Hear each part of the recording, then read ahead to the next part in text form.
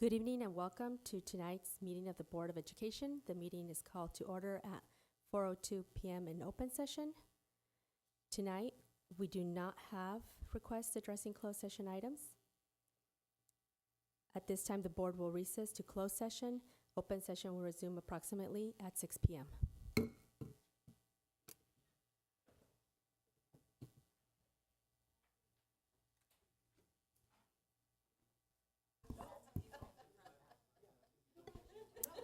Welcome back, everyone. Tonight's meeting of the Board of Education was called to order at 4:02 p.m.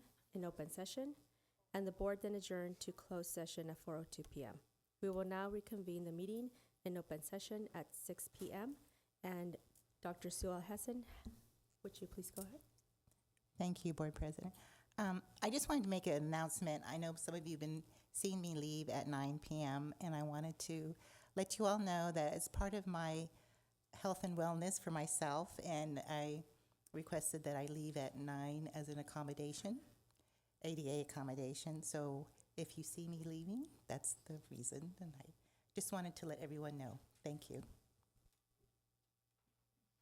Thank you, Dr. Alhassan. Board Clerk Amy Stewart. The topics discussed in closed session tonight were pending litigation, anticipated litigation, and labor negotiations. The board took action to move any pending litigation to the district's new council. Thank you. Thank you. We do not have replacement pages tonight.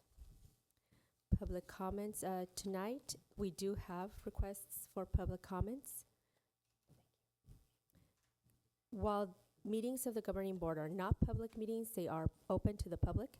Individual speakers will be allowed 3 minutes to address the board on each agenda or non-agenda item, and the board will limit the total time for public input on each item to 21 minutes per board bylaw 9322.2. May I please have Christopher Mendoza? Okay. Tell me when I start. Am I good? No? Okay. Okay, good evening, board. I am here today to speak on the future of the student board member position. Since early February, district leadership has held conversations on how the position will operate in the 2023 and 2024 school year. It is important that the students of this district and the general public are aware of how this process has unfolded. On February 27th, the Superintendent's Advisory Council hosted a study session on revising BB 9150, the board bylaw that allows for students to serve on the school board. During the meeting, the council agreed that one student board member was not sufficient to serve our student body. While 2 seemed to be the most popular number amongst the council's members, 3 was ultimately decided on based on Assistant Superintendent Bonnie Carter's reminders of the need for Los Flores student representation. On March 27th, my colleague Alyssa Klein and I presented to a panel of the district's secondary principals a comprehensive plan for enhancing student voice, which in addition to the splitting up of the student board member position into 3, also included the replication of the Mayfair Student Cabinet Group at the other campuses. The principals expressed unanimous support for our proposal and began giving recommendations for how the groups could look on their campuses. On March 29th, Alyssa and I were scheduled to meet with board leadership to talk about our proposal. However, the meeting was postponed. On April 5th, Alyssa and I were able to meet with board leadership. Leadership requested legal counsel be present to confirm the legality of our plan. Legal counsel expressed no concerns during our meeting, and at the end of the meeting, Dr. Jawadi informed me that revisions to BB 9150 would appear on the agenda for an upcoming board meeting. Between April 5th and May 24th, the superintendent informed me that board leadership wanted more time to review our proposed amendments to BB 9150. While last year's elections for the student board member were held in the spring, this year they would have to be held in the fall. I agreed to this change. On May 24th, board leadership, Dr. Jawadi, and myself held a call to discuss the presentation that Alyssa and I were scheduled to deliver at the next day's meeting. Board leadership once more expressed concerns not only about our revisions, but as the position as it currently exists. On May 25th, I was informed 30 minutes before the board meeting that Alyssa and I's presentation had been pulled. Dr. Jawadi informed me that the presentation would still be delivered, just at a later time. On June 5th, Dr. Jawadi informed me that while the presentation had been scheduled for this day, it would have to be postponed to next week, June 15th. So I have been told to be patient on the matter, and I have tried to be, but I can no longer ignore the fact that my silence on this matter endangers student voice. and that if conversations ever do happen on improving the position that I held, I will not be a part of them. So no conversations on student voice can happen without student voice. Thank you.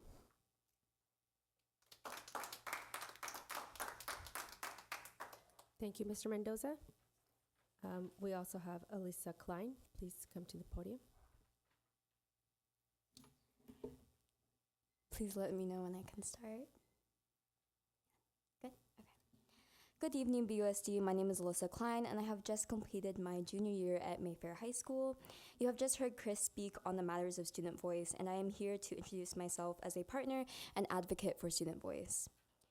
As a proud BUSD student, I have come to care deeply about our schools and the quality of our educational experience.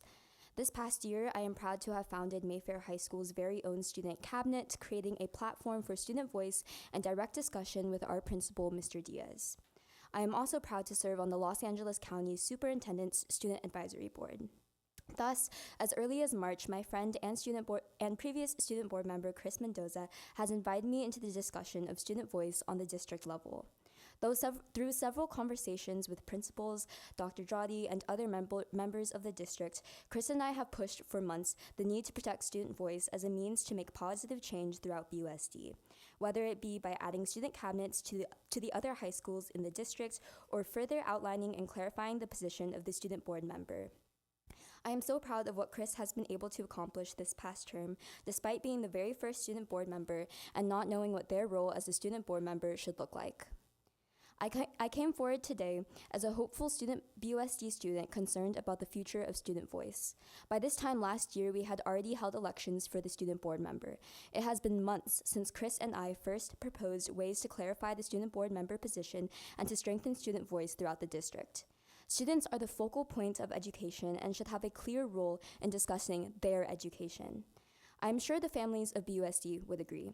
Thank you for your time and for taking our concerns into consideration.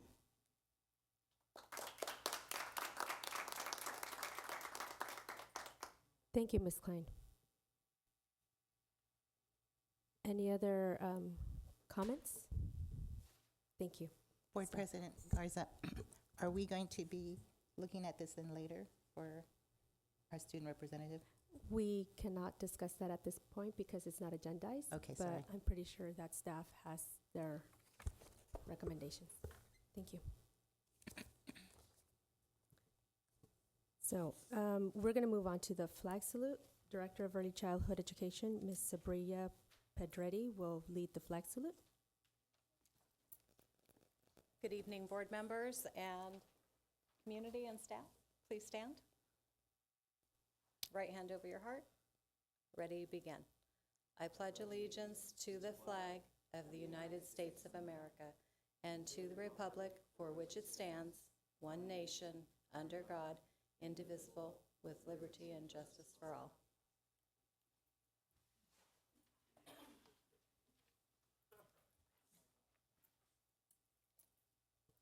And Ms. Pedretti, we need you back up again. Sorry about that. You will also share the highlights of this month's bulletin board. Welcome, Ms. Pedretti. Thank you. President Garza, members of the school board, Dr. Dradi, and attendees, good evening. Thank you so much for this opportunity for us to share about our early childhood education program. I am Sabria Pedretti, the Director of Early Childhood Education, and this is Ms. Raquel Osuna, the Supervisor of Early Childhood Education. We are here to share our focus for the 23-24 school year. Early childhood education has been serving the Bellflower Unified families for generations. Our program philosophy works to empower children, to promote individuality, and to develop strong partnerships with our families, while we create a positive environment that promotes individuality and helps young children attain physical, cognitive, language, and social emotional achievements to prepare them for school. Our program provides learning through play. It's designed to increase academic achievement, designed to increase language development and acquisition, and to decrease the likelihood of children experiencing academic challenges as they progress through their academic careers. Within the early childhood program, our department supports the Bell program, the preschool program, and implementation of UTK. Our Bell program is a free interactive program for children 0 to 5 years of age and their caregivers who reside within the BUSD boundaries. It is offered 3 hours per day, 4 days a week. And it's flexible. Parents may choose days and times to attend. Our preschool program is 3 hours per day. We offer 2 sessions, an AM session and a PM session. It is 5 days a week. We are a state licensed program funded by the California State Preschool Program. Our instruction is guided by the Preschool Learning Foundations. It's a great opportunity for children to learn and grow. Our theory of action is if our students have access to early learning educational opportunities, then we will ensure that they are building a strong foundation in an optimal learning environment which is positive and safe, that promotes school readiness. We thank you for your time this evening and hope you have a wonderful night. Thank you so much, Ms. Pedretti. Presentations this evening, Dr. Drotti. So at this time, I would like to invite Mrs. Carter to present the LCAP, the draft of the LCAP, and I'm sure you'll have a lot of questions afterwards. Thank you. Thank you. Tonight, I'll be providing a brief overview of the process for developing and refining the district's local control and accountability plan, or as noted on this slide, the LCAP. The LCAP is a 3-year plan delineating how the district will support student improvement. The school sites follow a similar process, however, their school site plans are based on a 1-year cycle. To help you understand the LCAP revision process, I'll be providing you a bit of history regarding how the requirements for writing an LCAP came to be. The LCAP was developed due to a change in funding laws in 2013. The local control funding formula replaced previous K-12 finance systems, which had been in existence for over 40 years. The previous system provided categorical funding, meaning that the funding was limited to specific allowable expenses. The new system provided districts more local control over how funds could be spent. So due to this flexibility, the state instituted an accountability system requiring districts to write a plan for how the funding would be used. Along with the requirements for districts to develop a plan, the state also developed the California School Dashboard as part of their accountability system. On the dashboard, district and school data is posted in the public, and the data is used by the state to determine whether districts and schools are in need of assistance from the county in order to make progress. The new funding system established by the LCFF law provides districts with base funding for basic educational costs, such as teacher salaries, textbooks, and facilities. The funding uses a formula based on grade span enrollment to determine the amount of money a district receives. Additional or supplemental funding is also provided for districts based on the total unduplicated student count enrolled in the district. Unduplicated student count means the total number of English learners, low-income foster youth students that are enrolled in this district. The students may be duly identified in these groups, but they're only counted once, and that's why they're called unduplicated students. For districts with a percentage of unduplicated students higher than 55%, they also will receive concentration funding. Bellflower Unified receives all of these funding sources as its percentage of unduplicated students is 79.93%. The plan that districts are required to complete must include the 8 state priorities listed on the slide, including basic services such as textbooks, facilities, and personnel, implementation of state standards, parental engagement opportunities, student achievement and engagement opportunities, school climate actions, course access, and other student outcomes such as CTE, performing arts, and dual enrollment.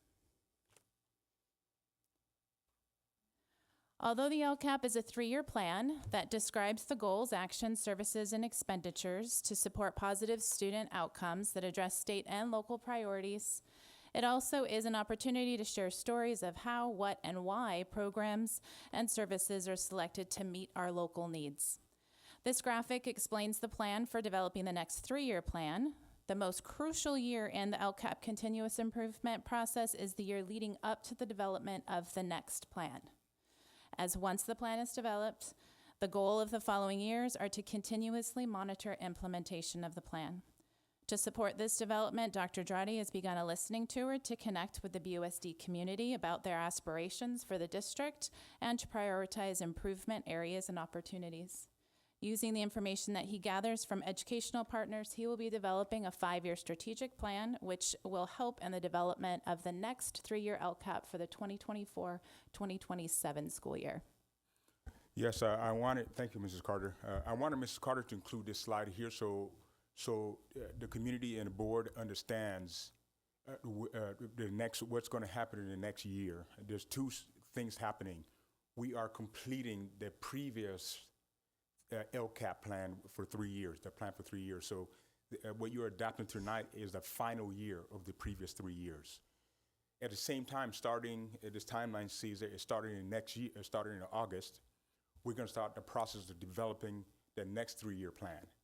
What I'm going to try to do is take it a step further. As I promised, I want to develop a strategic plan for the district, and I need those two processes to merge.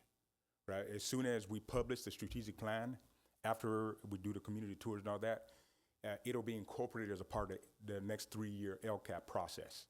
And then within that, as Mrs.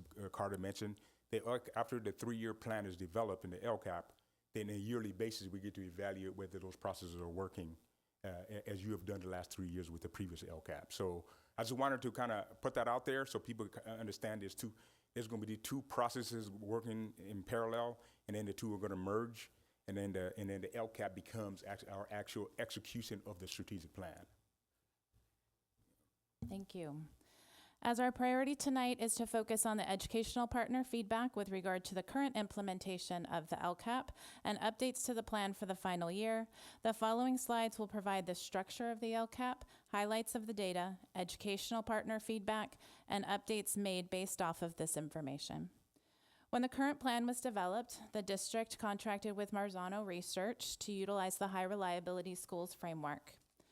This was to support initiative alignment and data-driven improvement. The framework includes 5 increasing levels of reliability, including providing safe, supportive, and collaborative cultures, effective teaching strategies in every classroom, and a guaranteed and viable curriculum, which are the base level of these 5 levels, which will institute student success. The LCAP is also driven by our mission statement of building futures and our core values of equity, achievement, and community, from which decisions are made. Recently, Dr. Dradi has shared his theory of action for improvement, which is in alignment with our LCAP and will help to build our new LCAP. This graphic provides a picture of how the goals, core values, and state priorities and reliable school framework is organized in the LCAP. So this sort of gives you a structure of what how the LCAP is broken into 3 goals.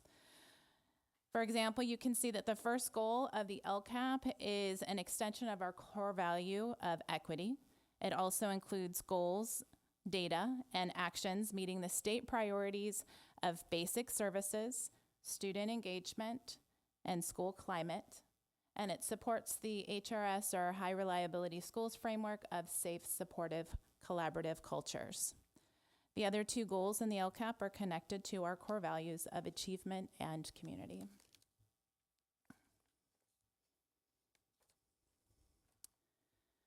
Each goal of the LCAP has a list of metrics that are monitored annually to determine whether the actions within the goal are effective. As part of the continuous improvement process, we identify areas of strength and areas of needed improvement. When looking at this information, please keep in mind that the data is not representing this year. It's representing last year, which is the first year of in-person instruction for the entire year. In Goal 1, our areas of success included improved dropout rate for our English learners and African American Black students, as well as an increase in our rate of students graduating meeting the A through G requirements. Although we have achieved these successes, areas of needed improvement include improving the percent of students that are chronically absent. And although our suspension rate maintained, there is disproportionality between the rate of suspension for all students and that of our African American Black students, students in foster care, Pacific Islander, and unhoused students. School sites have received their own data in this area of suspension and have been charged with identifying the root cause of this disproportionality. Areas implemented to support improvements in chronic absenteeism and suspension disproportionality include Action 6, which allows for the implementation of ARIES intervention screen improvement to document interventions provided to students, which will provide an added layer of data analysis to determine that root cause analysis. Action 8 allows for continuing to increase social emotional support through the implementation of tiered instruction, resources and supports, and Action 11 allows for increasing support to our unduplicated population in the 8-block schedule to receive additional intervention and credit recovery supports. On this slide, Goal 2 shows success and the overall graduation rate, wherein we are now approaching the rate at which we were prior to COVID, which was 93%. We had a slight increase in the percent of African American Black students graduating meeting the UC CSU requirements and a larger increase in the average performance on the English Language Arts State Assessment.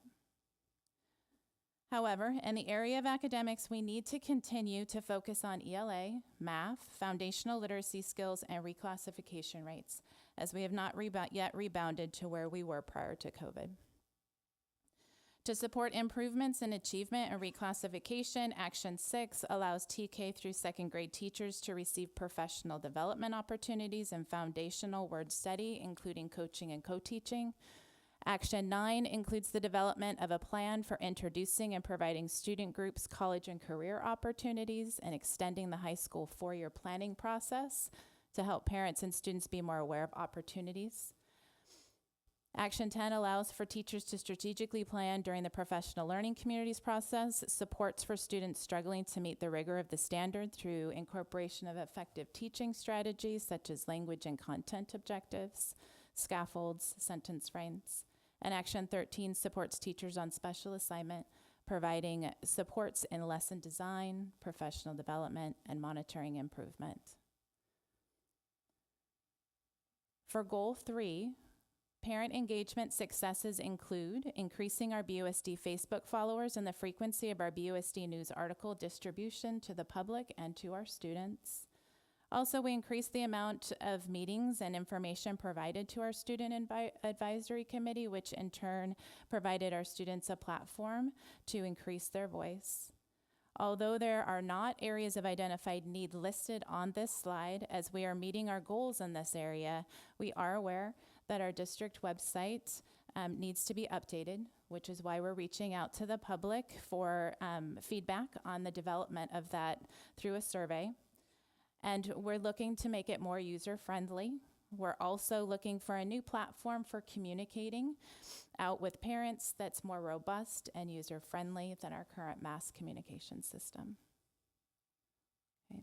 So that slide gives you that successes and identified needs, but it also relates to what's already in our LCAP, our actions that are there that are going to support those.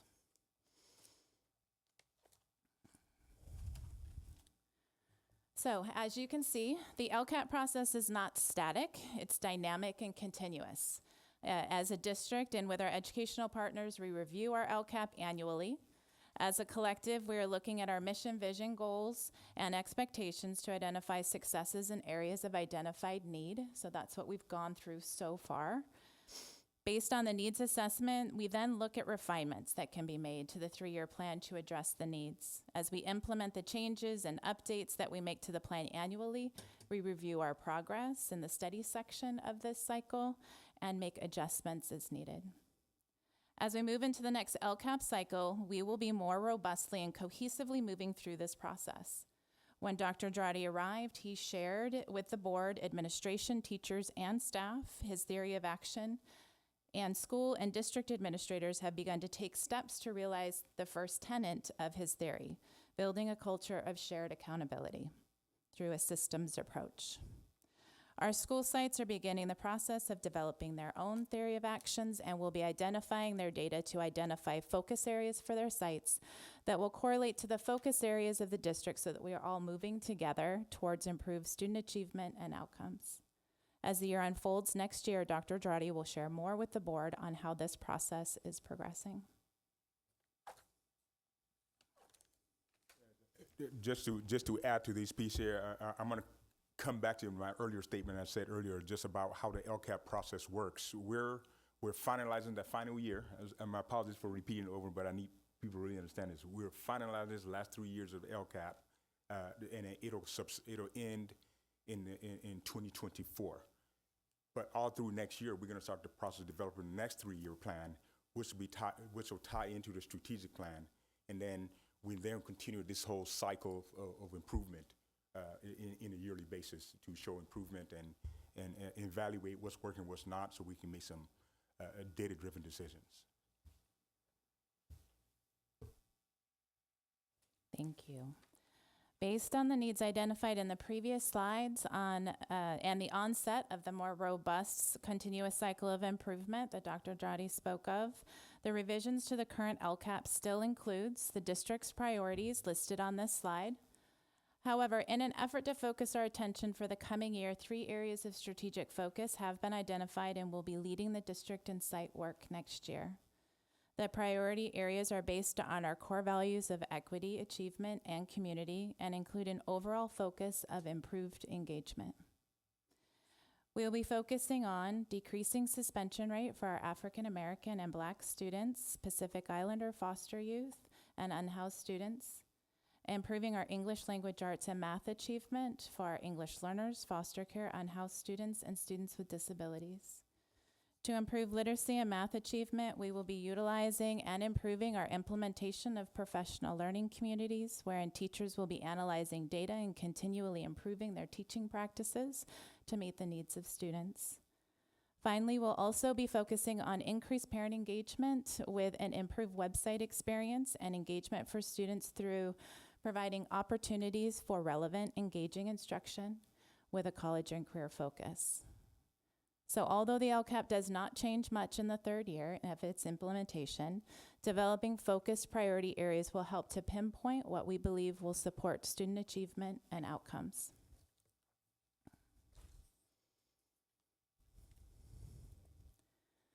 As we go through the LCAP review process, we consult with educational partners, including members from the community, bargaining units, parents, students, teachers, staff.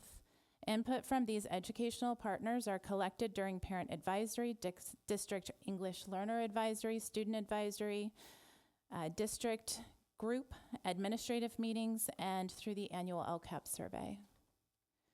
We're currently in the 3rd column of this process tonight, wherein we are providing an opportunity for public input. At our final advisory meeting in May, we provided a draft of this LCAP to our PAC, DAG, and DLAC members.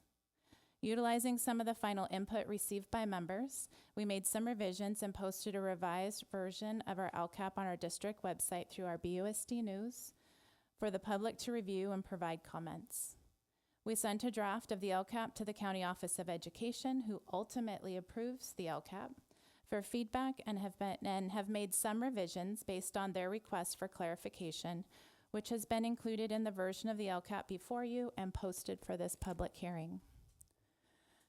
We are still awaiting feedback on the version of the LCAP that was resubmitted to the county and are collecting the feedback received tonight, of which we will review and determine whether further revisions are necessary to provide at our next meeting, where the LCAP will be placed on the agenda for approval. I'll review the adoption process in more detail later on in the presentation.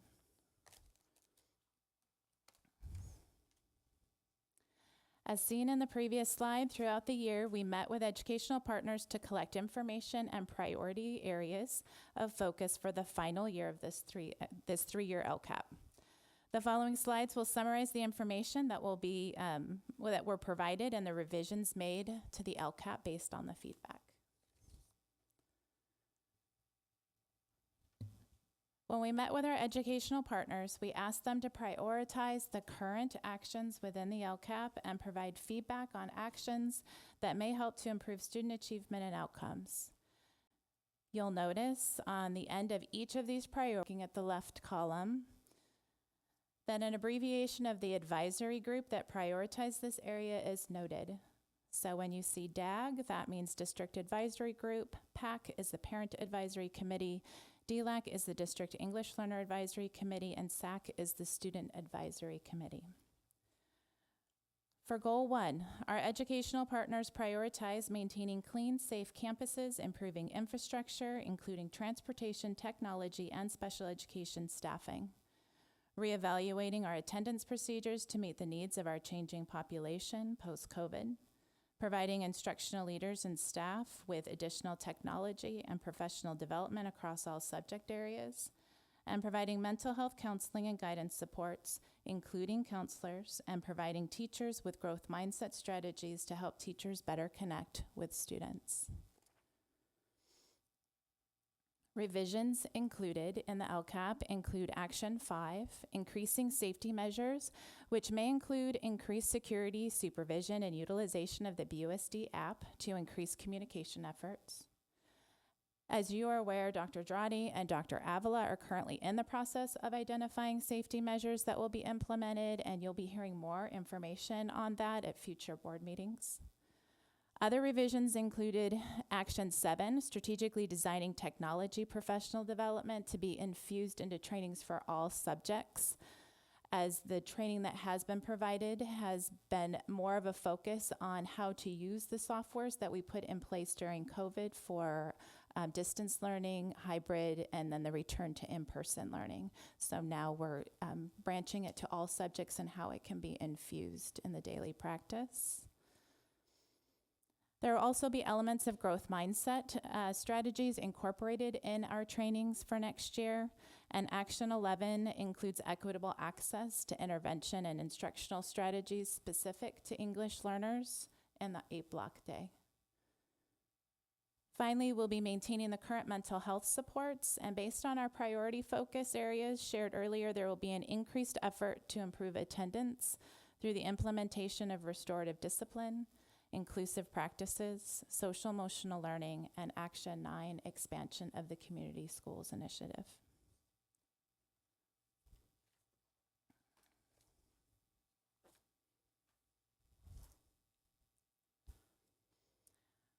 For Goal 2, our educational partners prioritized increasing support for identified student groups during and after school, providing 21st century learning opportunities within instructional practices and core content areas, including relevant and relatable curriculum that connects with students, providing learning and coaching for teachers, and increasing trade and STEAM opportunities, including CTE and CalAPS opportunities at both comprehensive high schools. Revisions included in the LCAP include sites focusing on providing opportunities for identified student groups to access academic support. Action 6, focusing on good first instruction and Tier 2 supports, principally directed towards the unduplicated students, supporting them with instructional strategies like thinking maps that would increase their comprehension, writing, collaboration, and communication. Also lesson design and additional intervention opportunities. Action 9 continues to support our college partnerships, STEAM opportunities provided at both secondary and elementary sites, and access to college courses through dual enrollment and AVID implementation. Specifically, we will be looking into the possibility of providing ASL classes and more college career center time. And as far as CTE opportunities, because there was a look for increase there as well. I know Ms. Azevedo shared with you previously, but I'll reiterate that in 22-23 that did happen. The CTE opportunities were increased. Games and simulation pathway was offered all day at Mayfair. A new mental and behavioral health pathway was added to Bellflower. Mayfair transitioned their cabinetry, millwork, and woodworking pathway to residential and commercial construction, and the automotive pathway reopened for students. Marketing, sales, and services were also added to Mayfair course options. However, for the 23-24 school year, we will be monitoring our student enrollment as they'll be in the 8-block day to determine whether we need to add new pathways. A new pathway will be added to Bellflower, as you know, the aviation pathway, which will be studying drone flight and private pilot education. And we'll be looking to provide opportunities for our students that may want a 3-year CTE option. That would include a capstone course option. So the capstone course will provide students with opportunity to continue to build skills and explore options in preparation for graduation and internships. As Avid is growing at Bellflower, it's also planned to continue our expansion to our feeder elementary schools for that program. And our dual immersion program for 23-24 will have the addition of a TK classroom at the ILC.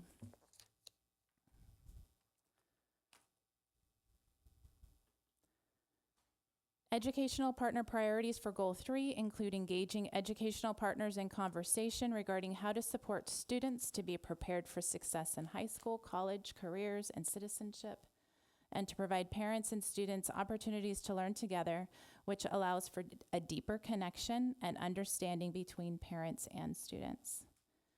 Revisions to the LCAP in Goal 3 include Action 2, increasing educational opportunities for parent workshops, including in the areas of mental health and STEAM. Some other activities that are being implemented to improve engagement include the preschool implementing LearnyGenie to provide a two-way communication, allowing parents to sign in and out digitally and view student progress daily. The district is also looking into the possibility of upgrading the district site website, as I mentioned before, and improved effective two-way communication in place of our current district app. And to help with awareness with CTE, Ms. Azevedo is also working on B-roll classroom videos, student interviews, and staff interviews of the programs that we have for CTE. And those recordings will assist students, families, and the community to better understand CTE programs, and that will be on our website as well.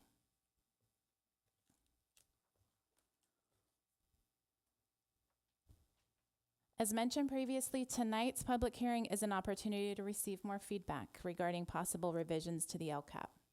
If revisions are made based on the feedback, they will be included in the June 15th version of the LCAP. On June 15th, the board-approved LCAP will be submitted to the county office within 5 days of the board meeting for final review and approval by the county. I'm going to go through these dates that are up here, and I'm giving you a background of how that approval process happens. Because there are certain things that sometimes we think that once our LCAP is approved on June 15th, that's done, and it's not. There's more steps that could happen, and I want to make sure that you fully understand that. And as you can see, it could be all the way till October 8th of whether our LCAP is actually approved. So if any clarification is needed, once we provide it to the LA County 5 days after our June 15th meeting, where we will hopefully approve the LCAP, they have an opportunity to send us a letter by August 15th requesting further clarification. The district will then have 15 days to respond in writing to that request for clarification. The county will have 15 days from the receipt of the letter to respond, wherein they may approve the LCAP or request recommendations in writing. If they're requesting them in writing, then within 15 days of receiving those recommendations, we would need to hold a public hearing to review those recommendations. Though LCAP approval is required by October 8th, the recommended approval date is September 15th to coincide with the budget approval deadlines. If the district's LCAP is not approved by September 15th, a conditional budget approval may be an option. In an effort to receive feedback from the county prior to engaging in the formal process that I just went over, we made sure that we participated in a pre-review process. So earlier I was talking about how we've sent our LCAP to the county to be able for them to review and give us some feedback and ask for clarification at that time. So we've gone through that process. We did make some revisions, as I mentioned earlier, and we're waiting for them to return and let us know whether the changes that we made were sufficient or not. So our immediate next steps are to review any further comments or input provided by yourselves and the educational partners today in the county and determine if any changes to the plan need to be made before June 15th. I think this timeline is important, but more importantly, what Mrs. Carter is talking about in terms of approval of the LCAP. And I want the board and the community to understand that we are beholden to the rules of how we spend those concentration and supplemental funds. And sometimes people might not understand and get frustrated. Why can't we get this? Why can't we buy that? Or why can't you use the money for this? Why isn't this school getting this much versus that? Remember, in the beginning of this, Mrs. Carter talked about the rules that was established after when the LCAP process started, which was to take categorical funds and turn them in, and provide more flexibility for districts to make decisions on how to use those funds. But they also have established rules of how to use those funds. That's a hard thing for the untrained person to understand. And I say all this to say because a lot of times that district office gets the brunt of it because we're the ones saying no to certain things. I just want people to understand that if we don't stick to this, they're not gonna approve an LCAP and we're not gonna be able to operate, right? So people we all gotta work together on this. There are creative ways you can utilize those concentration and supplemental funds, but it has to be for what the purpose is, and then that's what LACO is looking for that approval. So I just wanted to say that it's not that we're just saying no to certain things here and there. If we don't, we can be hurting ourselves if we don't follow the rules. So I just want to kind of put that out there. Thank you. And that's actually the end of the presentation. Thank you, Ms. Carter. Very excellent presentation. Board Member Armstrong, could you have any questions, comments?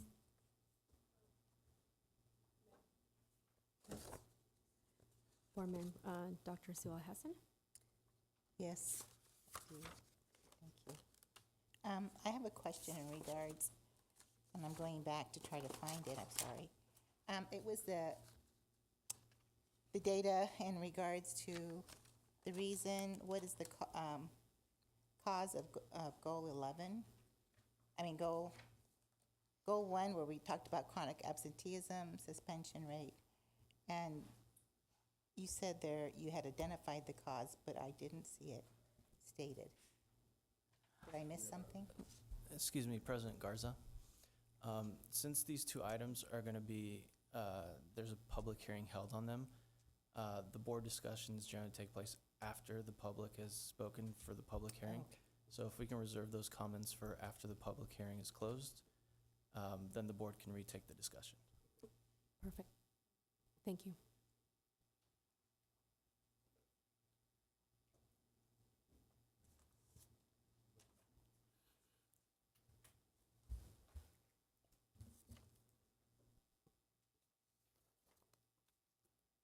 So, at this time, do I have a motion to conduct the public hearing?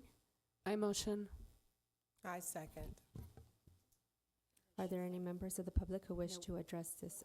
Point of order. Point of order, should we do the second, I believe we need to do a second presentation first, correct? So you can hold the public hearing for this item and then do the second one after, or you can do them together. It's up to the board's discretion. Board, would you like to have the public hearing now so it's not as confusing? We will go ahead and hold the public hearing now. Thank you. So, sorry about that. I will pick up where we had first Motion by Member Stewart, a second by Member Alhassan. Are there any members of the public who wish to address this item? Thank you. Discussion from the board. Dr. Zia Hassan. Sorry to interrupt. Sorry, Public roll hearing call. needs to be closed first, and then the board discussion can take place. Thank you. Yes, thank you. The roll call, please. Motion to close the public hearing. All right, so moved. Second.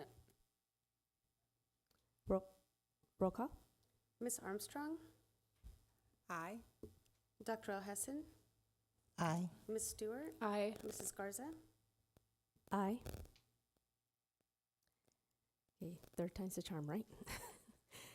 Dr. Zia Hassan. Thank you again, Board President Garza. So again, I'm referencing back to when we talked about identified need and what were the causes. We talked about that. I think what you're talking about is the identified need of our disproportionality in our suspension rate. Yes. And what we're looking at right now is implementing the Aries intervention screen and our sites looking at specifically to their sites what those root causes are. And so we'll be identifying those through those I see. implementations, and then we'll be able to put some things into place next year. So they're still in process of Mm-hmm. Okay, got it. Absolutely.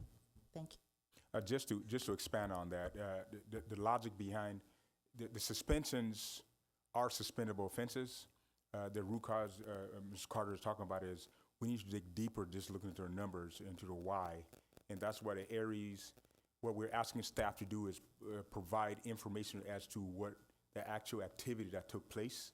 So at some point we can draw upon that to try to discover what is happening, and so we can then intervene.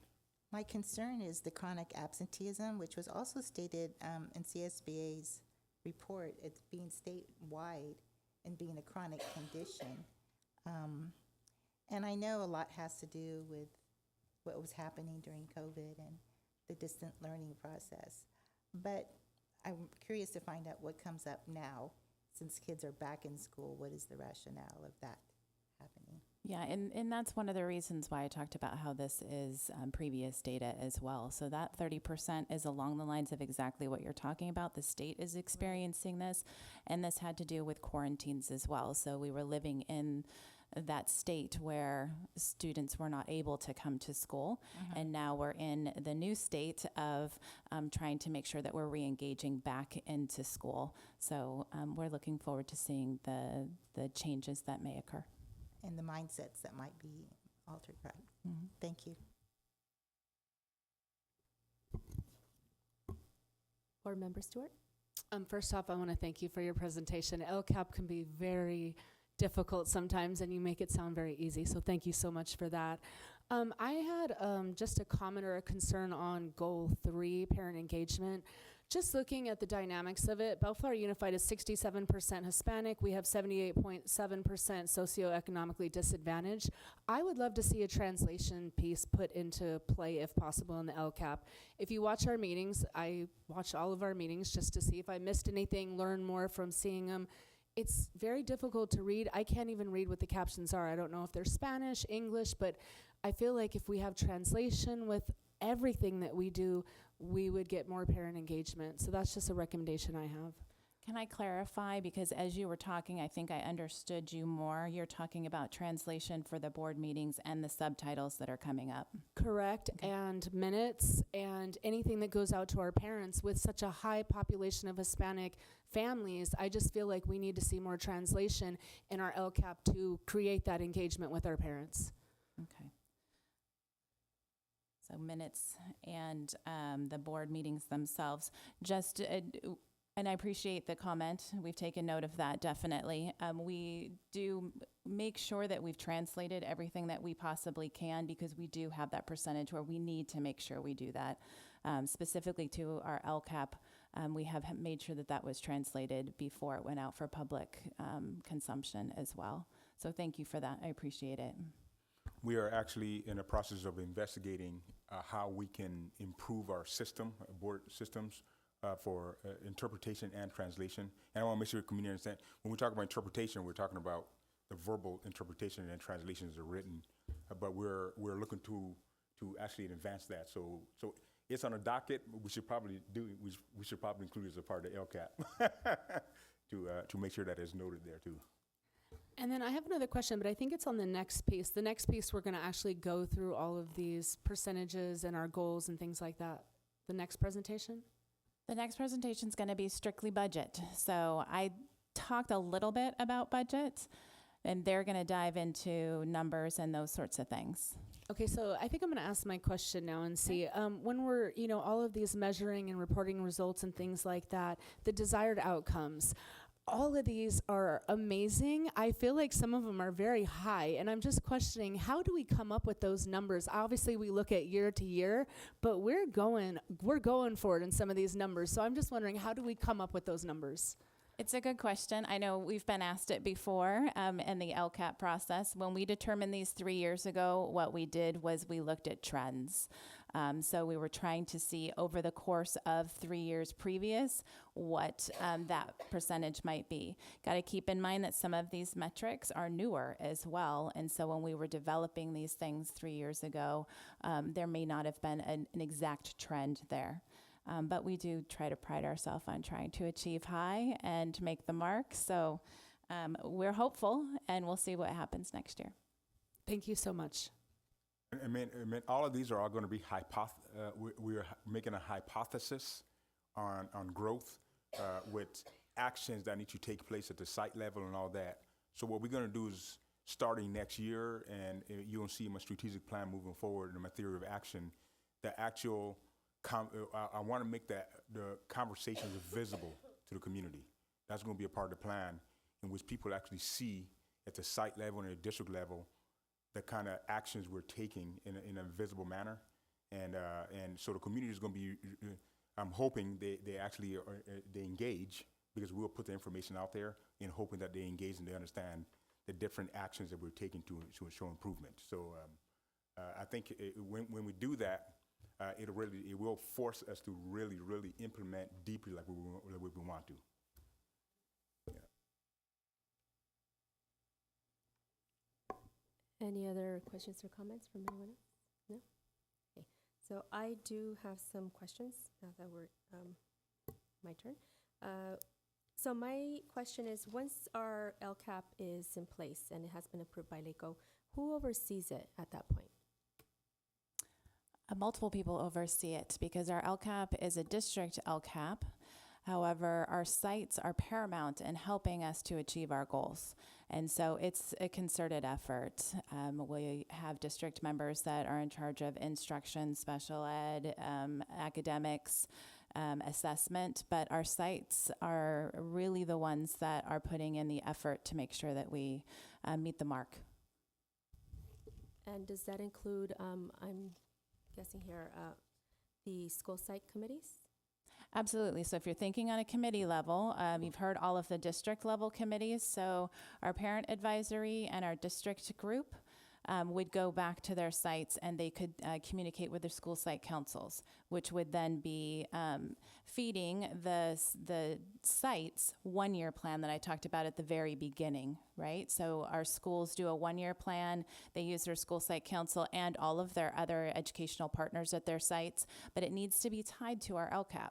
And that's why we have these focus goals, and we communicate in our principal meetings as well and analyze data in our principal meetings to make sure that we're trying to stay on track together. And that data that is analyzed by principals goes back, I'm assuming, to those parent advisory committees as well? They should also go back to their district their English learner advisory committee at their sites as well. So yes. The school sites would start in August like we do, analyzing data, and then the more robust data analysis that we'll be doing next year is the sites really looking at quarterly the progress that they're making on their site goals as well, which feeds through the school site council that you're talking about. Thank you.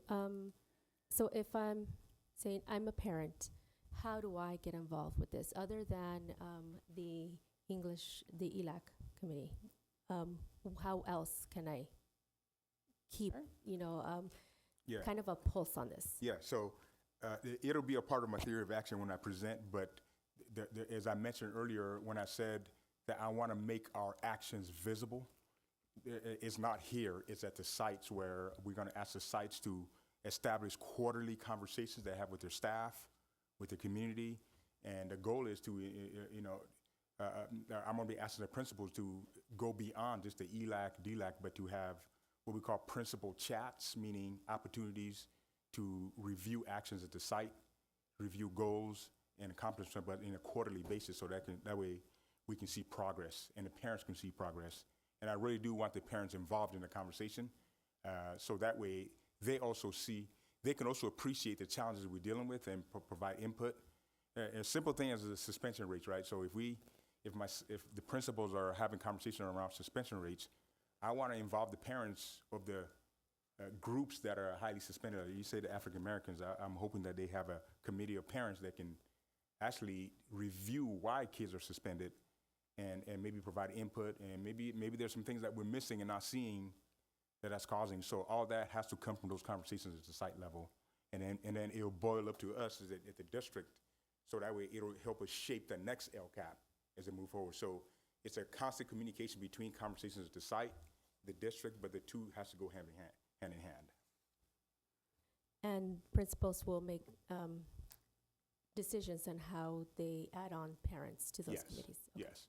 But it'll be, obviously I'll have suggestions, and I will, when we talk about parent engagement, we need to monitor what it is. So if we have a school that has parents that don't get engaged, sometimes principals put information out there.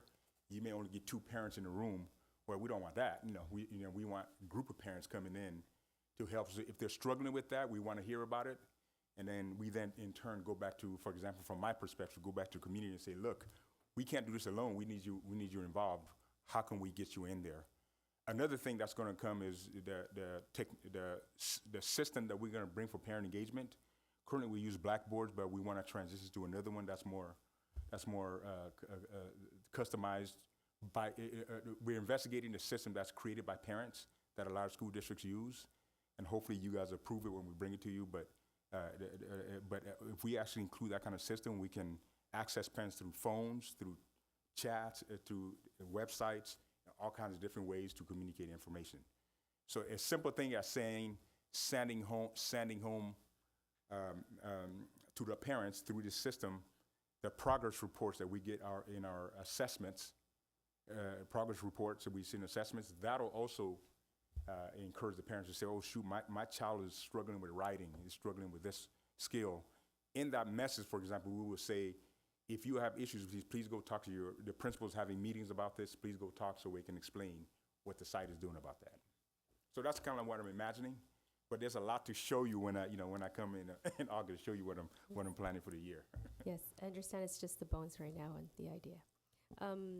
Thank you for that. So when principals do this on a quarterly basis, the board, I'm assuming, will also receive some type of report. How often would that be? Again, I'll explain more details. I'll definitely get the quarterly system I'm talking about. 2 of them will be presentations from the district office staff and I, but 2 of the other quarters, my goal is to replicate what I did in the previous district, which is a workshop in which the principal will actually be here with us talking about their plan. And I'm going to invite them to invite parents, some of their parent leaders that are involved, some of the teacher leaders involved, so we can actually engage in some robust conversations as a group. Thank you, Dr. Dradi.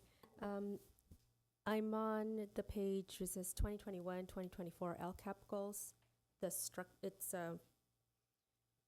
Its purpose is like structure, if I'm understanding that correctly. Down where it says equity, conditions for learning, at the bottom, HRS, safe, supportive, collaborative culture.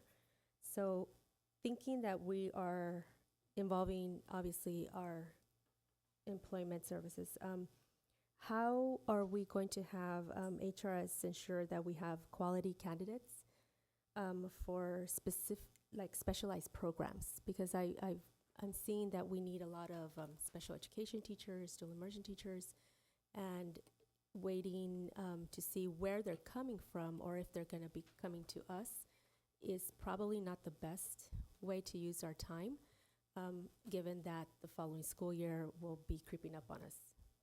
Well, then let me clarify the high reliability schools, that framework piece. That's a researched framework, so they won't be involved in any kind of staffing, which is what I think I'm hearing you say. That would be more of a district piece, the staffing. HRS is a Marzano's research base that comes and helps support our principals with ensuring that their campuses are safe, collaborative. Okay, thank you for that clarification. You're That welcome. Makes a lot of sense now. Okay, so with that, may I ask that though? Like, how are we going to make sure that we're getting these high quality teachers in our district on a timely manner? Yeah, I think Salemi, you can speak, but then I think that's an area I think I need to, after she speaks, I'll add on to, as we look at what we're doing, I think there's some ideas that we have moving forward, but I have to basically investigate what our situation is in terms of bringing people on. I think thanks to you, we did approve a salary increase. I think that'll definitely help us. And then with that, now that we're more competitive, it's a matter of now. From my opinion, it's about really being good and advertising why we're good and changing the mindset in this district so that way it's a positive one, so that we're not turning on ourselves, right? Sometimes when that happens, then people don't want to apply because it's not good. So that culture has to change in our district, and I'm hoping by us empowering the sites to make site decisions about professional learning and other activities and really getting them engaged. In that way, I think I'm hoping the teachers and staff go out and talk about that they have voice in decision making, and that's usually a lot of times that's very attractive to staff that want to come join the district. But I'll have Salima speak to some of the steps that we're doing right now. Yes, thank you, Dr. Jardy. So currently, right now, we have any vacant positions posted, and we actually started that since March. Our department starts looking at staffing numbers in March based on the trend of the roll-up numbers and so forth. And we actually have already secured some of those vacant spots, especially in the area of dual, as well as some in the area of special education. Although I will say that with special education, it is hard to find credentialed teachers. And so we are reaching out to universities for teachers who are in intern programs to try to at least get that if need be. Obviously, somebody who's fully credentialed is our first priority, but secondly is looking at somebody who is in an intern program. And then additionally, we have our BITSA program here within the district that we assign our new teachers into that program once they are hired. And those that are in intern positions, even though we're not required to because they're an intern, we still give them a mentor to be able to assist them and help them with that. So it's something that is going on all year long. And like I said, the staffing rollover information, we start working on them since March and post those positions, and then also post them so that if there are other individuals within the district, teachers looking to transfer, we're able to make those transfers happen as well. Good. At this moment, do we have kind of like a pipeline with these universities, or are we just approaching them? No, we do. We do, and we have it because we also house student teachers, and so that helps us with that. Perfect, thank you. Now I'm going to go over to the next page. It says, part of this question you've already answered, but I did want to ask as well if you are planning to have this website, the district website, be accessible by teachers as well, or is that just for parents and our educational partners? My understanding is that they're in the development stage of that right now, looking at the transition to a new website, and that would be why we're looking to have the survey out there to get that kind of feedback. Thank you. I'm going to go over to the next page now. In your continuous improvement cycle, where in your plan, Dr. Dradi, or maybe someone else, do teachers receive their training? And additionally, will all our staff, our district staff, be trained at the same time in like phases? Maybe it's too early to develop that? Can we maybe get a little bit of clarification on that? If you're talking about training, our Goal 2 Action 6 is going to be professional development, but it is layered throughout our LCAP as well. I think the second part of your question is about ensuring that our teachers are able to get training, and specifically, I can give you an example right now. We do still struggle with getting subs. However, we have created a plan for our social studies adoption for next year, where we're going to be able to give that training to all of our teachers so that they're not missing out on that opportunity, instead of what we've had to do in the past, which is make things optional. So for our social studies adoption next year, everyone will be trained. Just to add to that, I think to the heart of your question is how can we improve opportunities for professional learning? I recognize that is an issue. I think you all probably recognize that too, and the staff, even the teachers recognize that. I was with some teachers earlier today talking about those challenges. What I'm trying to, I think the process the sites are engaging in as they start making site decisions about what they need, I think more importantly, they're going to be very interested in the learning, right? So, for example, we have staff. I think I didn't get a chance to go to Mayfair today, but they had a whole group of staff getting professional training. There's elementaries, but all those teachers decided to say we want to come in the summertime after to train because we gave them the decision to do that. So the more we do that, I'm hoping that as we go through this continuous improvement process, if we actually identify as a unit, as a whole system, that this is an issue, then it'll force us to include that in next LCAP with specific things that we can do. Like, for example, I could imagine after going through a year of this, people saying this process we have, current process we have, isn't working. Then the next conversation leads to what else can it be? It can be, is it buyback days? Is it, so it's a whole process we have to go through to really make sure that we're all on the same page about some of the needs. But I'm going to encourage people to really look into when those meetings occur, those public meetings occur, in which the principals and come talk, like I mentioned earlier, about just what's happening in the sites and all that. They're probably going to point out to everybody that professional learning is an issue. That will then force all of us to then make a unified decision about how do we make room for professional learning moving forward. Sometimes that concept is difficult, but you have a lot of people have a lot of opinions about that. But if you get them to commit to saying we all agree that this is an issue, then it becomes much easier to identify a unified support to be able to a unified answer to be able to address the need. Thank you. I know that one of our goals is to have foundational reading skills, teachers having that knowledge. Would you happen to know if the Getting Reading Right by LACO is something that we can probably access? Getting Reading Right is the professional development that they're providing. Currently, we are utilizing supplemental word study plans, which we've provided a lot of professional development and co-teaching, co-planning with that. And I know some of our sites are looking into some other pieces as well. We can always look into other professional developments. The struggle does become whether we have subs to be able to have those kinds of professional developments. And so because we have curriculum specialists in our district already that are trained in supplemental word study, it's an effective use to be able to have that option for school sites to be able to access. All right, thank you. And I've got one more question, I swear, that's the last one. On the last page, it says, we're waiting back from feedback from LACO. Will the recommendations arrive back to us on time for them to be included in our next revisions? The timeline I received was tomorrow. Thank you. You're welcome.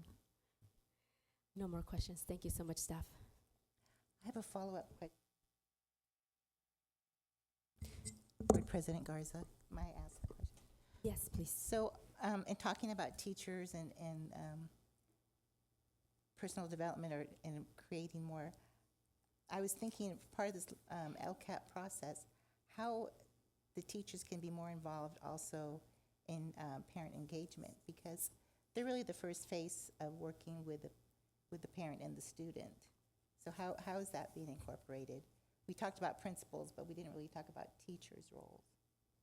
Teachers have a large role in parent engagement, and it's part of what they do on a daily progress, absolutely.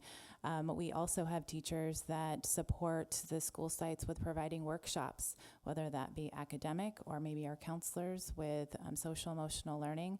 And so they are already part of that process.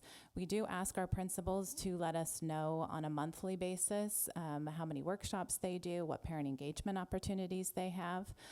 The teacher input to that parent engagement process, I would believe, would be at the site level, because each site would have their own needs, and they'd be able to work collaboratively with the principals on what workshops might be appropriate, and bring in the parent information as well, right? We have plenty of parent committees, PTA, surveys. Those are the kinds of things that would happen at the school site. Because I was really tying it into absenteeism, because I think the two kind of go hand in hand. If parents are able to engage with the teacher, and the teacher knowing students missing so much class, and to kind of building that relationship to reduce the absenteeism is what I was thinking of, because it kind of all ties in together. Can't separate one from the other. So I was wondering, as part of the LCAP process, are we integrating that as one of the goals to support teachers and parents as part of the absenteeism, reducing that? Not necessarily as part of the goals, but maybe this will help in us looking at a different communication system for the school sites to use, because currently our teachers are using Dojo or Remind and a lot of different things that work well for them. But we are looking at something that is more user-friendly than the Blackboard system that we have now that might help in that situation, so that communication can happen with parents as far as what they're missing.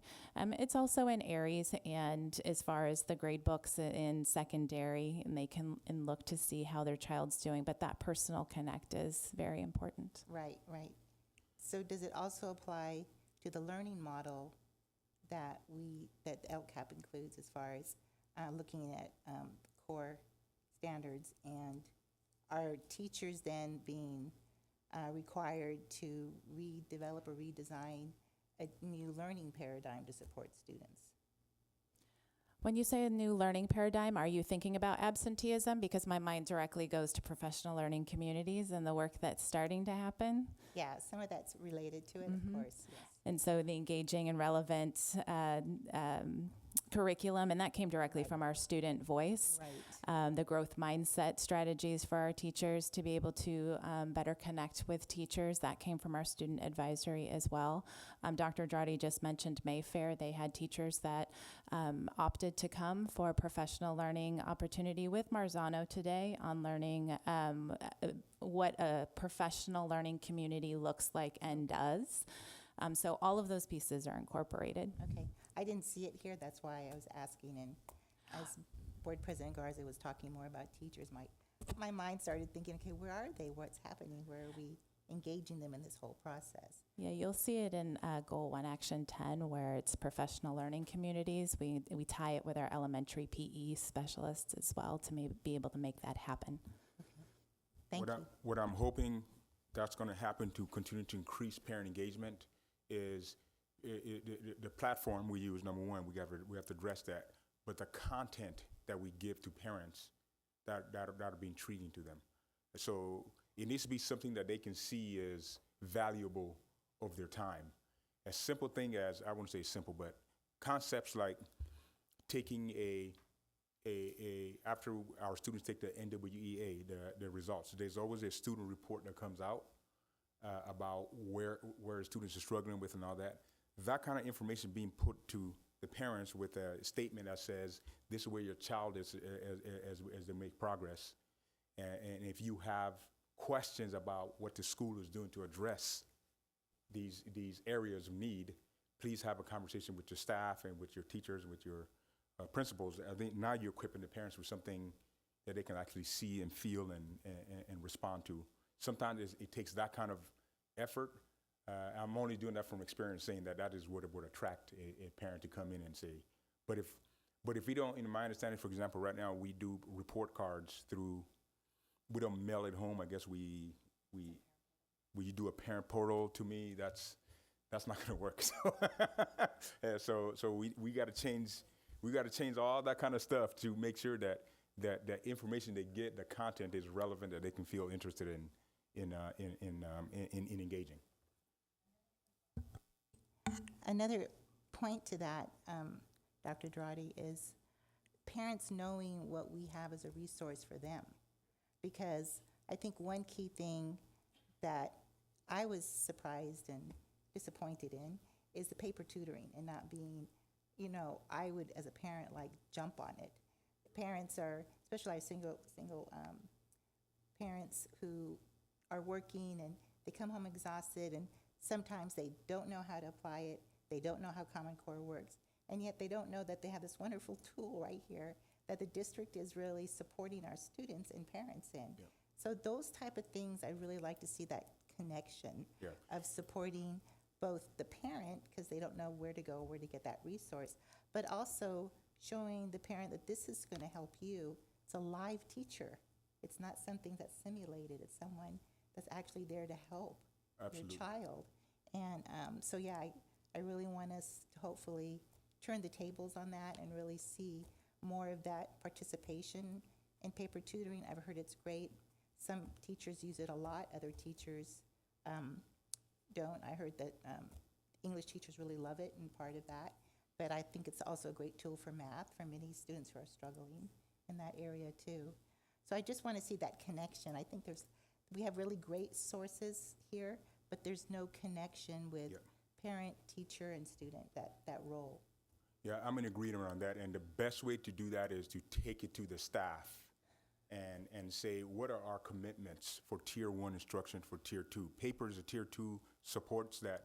If we're not organized and committed to saying this is what we can use this for to address some of the deficiencies, it's going to be tough. So if we're unified in doing that, then you're going to really, but I need the staff to find value in that. And if it's not that, then it's got to be something else that they find value in, so we can incorporate it in as a Tier 2 support. As we're moving forward, if this is not a valued source for our district, then we should consider eliminating it. But I'd like to see it first if it's going to catch on during our next phase. Just my thoughts. Thank you. That's okay. I was glad that you said that you wanted to see it move on. I was going to let you know that it is building, and there are more teachers that are noticing its benefits and utilizing it. And then with the addition of its new enhancements, which it continually does, especially bringing down the opportunity to our primary students, is huge. So we're hoping that it will take on with our community. Thank you. I actually have one more question.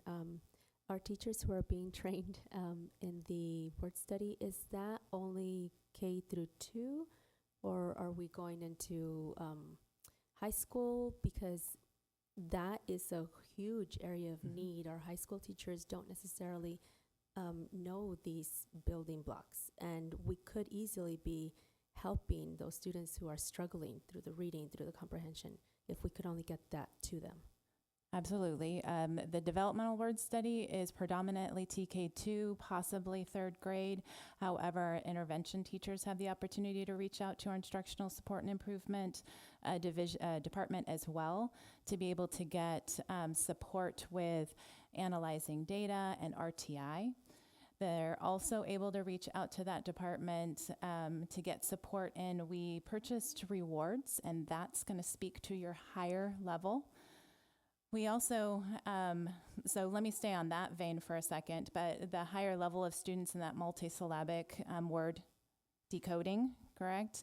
Then we also implemented and I believe it's in the LCAP, I can't tell you the goal right now, maybe 2, 3, but we're implementing Fast Forward, which is a program, but it's mostly for our English learners to support them with that. And then Reading Assistant Plus, which I just heard the name change to Fluency, something or other, but it just changed recently. But Reading Assistant Plus is basically a fluency program, and it can go all the way up into 8th grade. And we're utilizing those programs in our summer academy. So we're hoping that our students will find success, we'll be able to have enough data to be able to see that there is effectiveness, and then we can bring that to our administrators, which we'll be able to share with our teachers, and then they can reach out to our curriculum specialists for that support. Thank you for that. I hear that we've got the Reading Assisting Plus, which is actually fluency, to help with fluency. So it's online fluency. Students read the passages online, and then they get feedback from that. Okay. Just one thing I would like to point out, that for DI, fluency does not determine comprehension because it's syllabic. And so you can have a student who reads perfectly, fluently, but does not understand one single thing they read. Same in the traditional classroom. And so that is a focus area as well. Our developmental word study program has fluency and incorporated comprehension passages or questions within it because of that fact. We know that students can decode beautifully, but they may not understand what they're actually reading. And so unless you have a system in place, a 10-day lesson, something that's hitting all of those other pieces, students, and they're just getting decoding, they're not going to be able to make meaning. And so then they're going to find gaps, and that's what's going to hold them back as they move forward. So I appreciate that. Both worlds. Thank you so much for all those answers. Thanks, staff. Anyone else? I had one follow-up as well. One comment, one question. As well as the parent engagement, I would love to see teachers actually surveyed on what they think of some of these programs, because like we've stated, they are the front line to our parents. They listen to our parents. They talk with them. They hear the good, the bad, the concerns. So I would love to see some of that incorporated. And then my quick question was for Sulema. How long do our new teachers go through BITSA? Is it a 2-year program? Yes. Thank you. And to your point, Ms. Stewart, a very good question. Summer Academy, that is, I was just talking to the director that's overseeing it. She is utilizing that process, surveying our teachers to identify which programs worked during Summer Academy. So hopefully we'll have some data from that. Thank you so much. I think that's great. Anyone else? No? Excited. Very excited. Okay. Dr. Dradi, I believe that's the end of this presentation? Yes. Are you interested in taking a 5-minute break real quick before we go into the data or into the budget or? Board? I'm good to keep going. Okay. So at this time, I'm going to bring up Mrs. Sulema Hudgens to help us talk us through the budget, the proposed budget, and I'm sure you'll have questions after that. Thank you, Dr. Dradi. So now that Ms. Carter has presented you with the LCAP, I will be sharing the proposed budget to be able to fund the goals and the actions for the 2023-2024 fiscal and school year. So first, I wanted to start with a frame of reference on how the accounting and budget cycle works for a school district. So for a school district, the fiscal year actually starts on July 1st. However, it is very important to know that when the new fiscal year has started, there is still a lot going on for the prior year. So here today, we are here with the budget hearing, the proposed budget. But while the fiscal year is slated to start on July 1st, as I stated, we have a lot going on. We're closing the books and getting ready to present our unaudited actuals, which that takes place in September, as you see here on the cycle.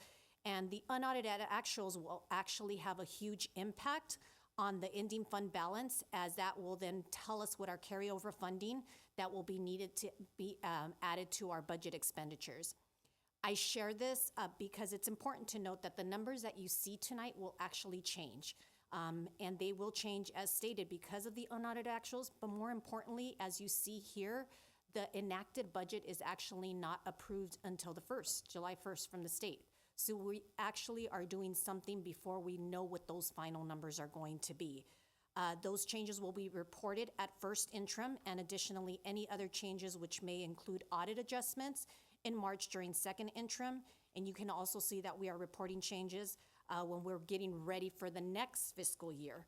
So it's a fluid process. It's something that is ongoing throughout, but I think it's important to understand because a lot of times we will see that numbers change, but that's why we say a budget is very, very fluid based on the assumptions and the information that we have at the time of reporting.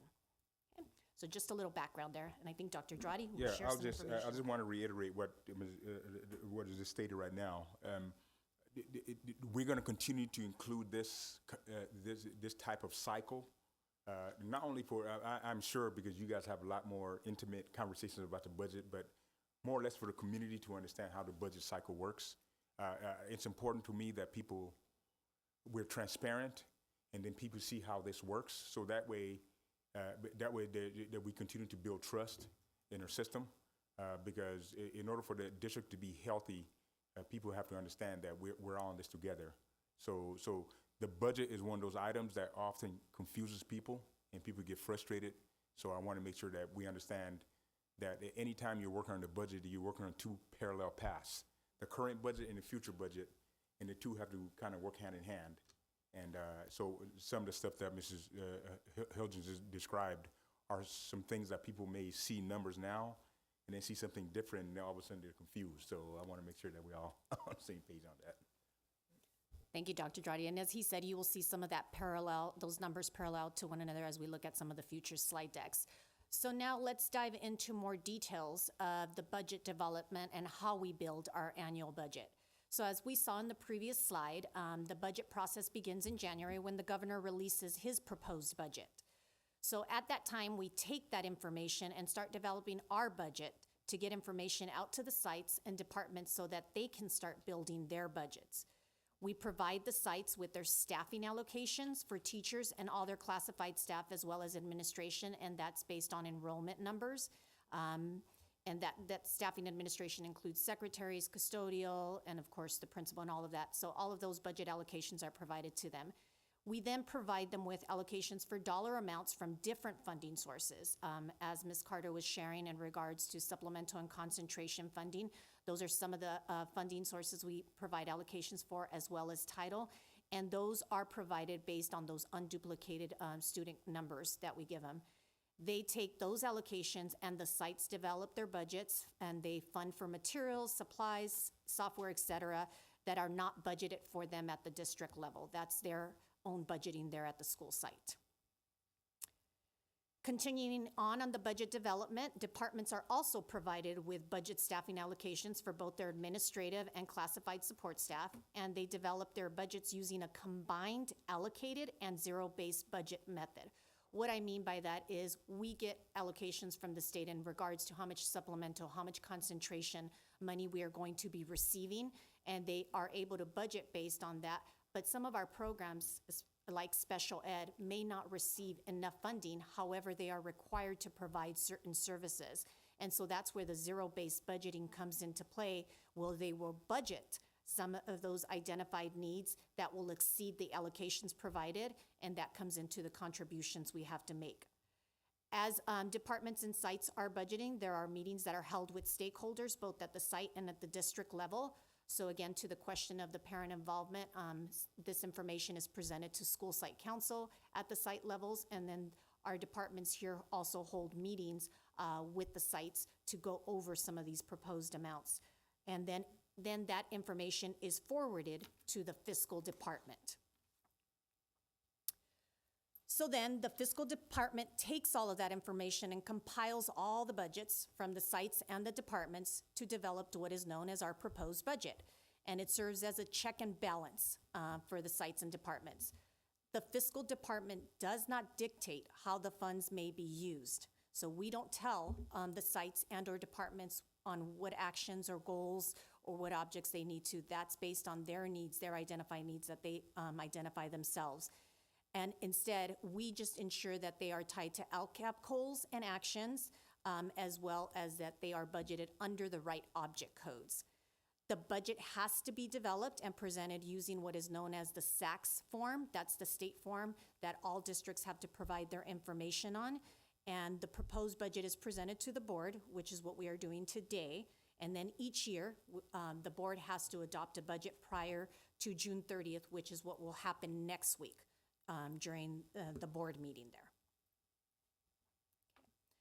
So now that we've discussed on how we develop our budget, let's get into looking at what the proposed budget for us this year. And we will be looking at assumptions used when we're talking about the proposed budget, what the totals are, the general fund multi-year projections, as well as the ending fund balance, and we will be talking about a fiscal stabilization plan that is being required of us by LACO. So let's first start with the assumptions used from the dartboard provided by School Services of California. So in May, we have what is called the Governor's Revise, and at that time, some of our numbers are updated. So here, what we see is the 2023-2024 funding factors per ADA. So first, you see the current base grant per ADA funding with those top numbers there. And we see that COLA is slated to be at 8.22%. And here's where I'm talking about numbers change. So in January, that COLA was 8.13%. And now it's up to 8.22%. So when you're looking at that, that is what is now being added to that base funding. And so the LCF, here you will see that certain grade spans also get some additional funding. Our TK, our K through 3, and our 9 through 12th grades, so that is added. And then what happens with all of those numbers is that you now have the new base funding. So our new base funding for the year of 23-24, you can see there, has increased from, for example, on TK, you're going from 9,166 to 10,951. You see the different increases there. Additional assumptions that are used, again, as you saw previously, the COLA there at 8.22, that increases the revenue on that LCFF. CalSTRS, CalPERS, those are expenditures to the district. So we can see that CalPERS rates have gone up, which means we have to pay more towards those health and welfare costs that we are accounted for. And then the funded ADA, because that is how we are actually funded. We are funded on average daily attendance. And currently this year, we're being funded on 10,471 students. Next year, we're slated to be funded on 9,873. So we are actually losing 598 students when it comes to per ADA funding. I actually want to point out that we're being funded based on a three-year average since COVID in order to help the declining enrollment and help the attendance and everything that has happened. We are now funded on a 3-year average. If we weren't being funded on a 3-year average, we would actually be losing more ADA, and we would be looking at approximately being funded at 9,183. So this 3-year average is really helping us out. And we hope it continues. Just want to add there. Okay. So now that we've looked at the assumptions that are being used, let's dive into actual numbers. So under the LCFF, that's basically the biggest chunk of amount, and you'll see this when we look at the next slide up on the pie breakdown there. You do see that we are actually slated to get more funding next year, and you may say, well, wait a minute, hold on, we're lowering on ADA, how could we be getting more? But remember that COLA is an 8.22, so those grade spans are getting more funding. So we are slated to get a little under $6 million more in LCFF funding. Our other funding sources currently for the proposed budget are lower. However, those numbers again will change because some of the awards have not yet been provided at this time. So we're only working with numbers that we have currently at this time. So when you look at our current, as Dr. Dradi was saying, we're working parallel to 2 years and looking at some of this comparison. Currently, our estimated actuals show that we are slated to end the year with a little over $195 million in revenue. For next year, our revenue is slated to be $177,209,406. So we are losing revenue as a whole of a little over $18 million. Okay. And here again, you have a pie of breaking it down with the actual revenues that we are receiving. So looking at just where most of the revenue, as you can see, most of it is in our base funding, our LCFF base funding. But we do receive a good amount. As Mrs. Carter slated, we have 79.83% in our unduplicated. So we do receive a good amount of concentration, supplemental and concentration funding. and then our federal funding as well as some of the other funding that we have discussed there. Now let's get into our expenditures. So here what we've done is we've compiled all those budgets from the sites and the departments, and we have put in everything that our sites and departments have asked to be budgeted for next year. So for our salaries and benefits, and again, it's you're comparing this year to next year's. And so here, we are seeing that our salaries for next year, there is a lower amount being proposed, and that's actually because we have put in our attrition at this point based on ADA. So we are looking at 8 less teachers in our current proposed budget, and that's due to attrition that has, with retirement, that has helped us. And again, the ADA that we are losing supports some of that. Okay, books and supplies as well. And you can see though that because we have given salary increases, as Dr. Dradi stated, some of our previous expenditures that were going into areas of books and supplies and services have actually gone into salaries, because later you will see that salaries do take the biggest portion of our expenditures. Well, you see it here, but when you see it in the pie breakdown. So currently this year, we are estimated based on what is currently budgeted, okay? And later I will show actually where we are at with actuals. But currently with what is budgeted on our expenditures, it is showing that $235 million will be our $132,779 for our actual expenditures. Next year, we are proposing to spend less. And again, that is because we know we are getting less revenue. So taking that into consideration, as well as we have less students. So we need to start mitigating some of that loss of revenue. Okay. So again, here is a breakdown of looking at those actual expenditures. And as we can see here, salaries take the biggest portion. We actually broke this down by object codes. So when it comes to reporting, everything is done based on object codes. So certificated staffing is what we know as our 1,000 object codes. Classified staffing is our 2,000 object codes, and 3,000s are our health and welfare. So those 3 big pie slices that you see there, if you were to add them all together, you would get 77%. So 77% of our budget is proposed to go to salaries. And then the rest there are your books and supplies, your other object codes that are identified.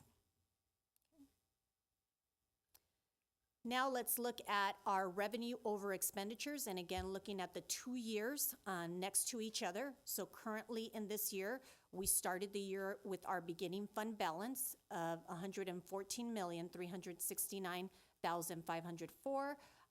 Our revenues for the year there, $195 million. And then our actual expenditures, as you saw on the previous slide. So with that being said, our revenue over expenditures, we do have budgeted expenditures to go over our revenues, so we do have some deficit spending. Again, that's based on what is currently budgeted. It does not mean that everything's coming to fruition. And again, I'll be sharing a slide with you of where we currently are. So it does show that our ending fund balance will be decreasing. And then our proposed budget, we're trying to mitigate some of that. So our deficit spending is getting less when we're looking at that. But if everything was to come, we would be starting the 23-24 year with $69,694,022 as our beginning fund balance, and would be ending our year with $44,184,000. So the components of our ending fund balance, because we have more than 10% in reserves, so we are required to always keep at least 3%. Now, though, anytime that you have more than 10%, you actually have to commit your ending fund balance. So and we did this for the first time last year. It was something that was enacted last year, and we have to continue it into this year. And so there are some restricted funds in that ended fund balance, and that includes some of the COVID money as well as some of your title money.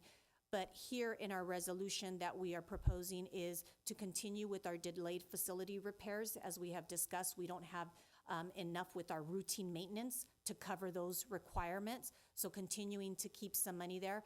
And then as we have seen, as well to mitigation of economic uncertainties. So being able to be ready for that rainy day when it comes, even though we have not in the past had to dip into our ending fund balance, is being able to be prepared for that. Before we get into the multi-year projections, I wanted to share with you 2 slide decks that are actually provided by school services as part of the May revision that I think are very important for, again, as we talk, the budget being very fluid.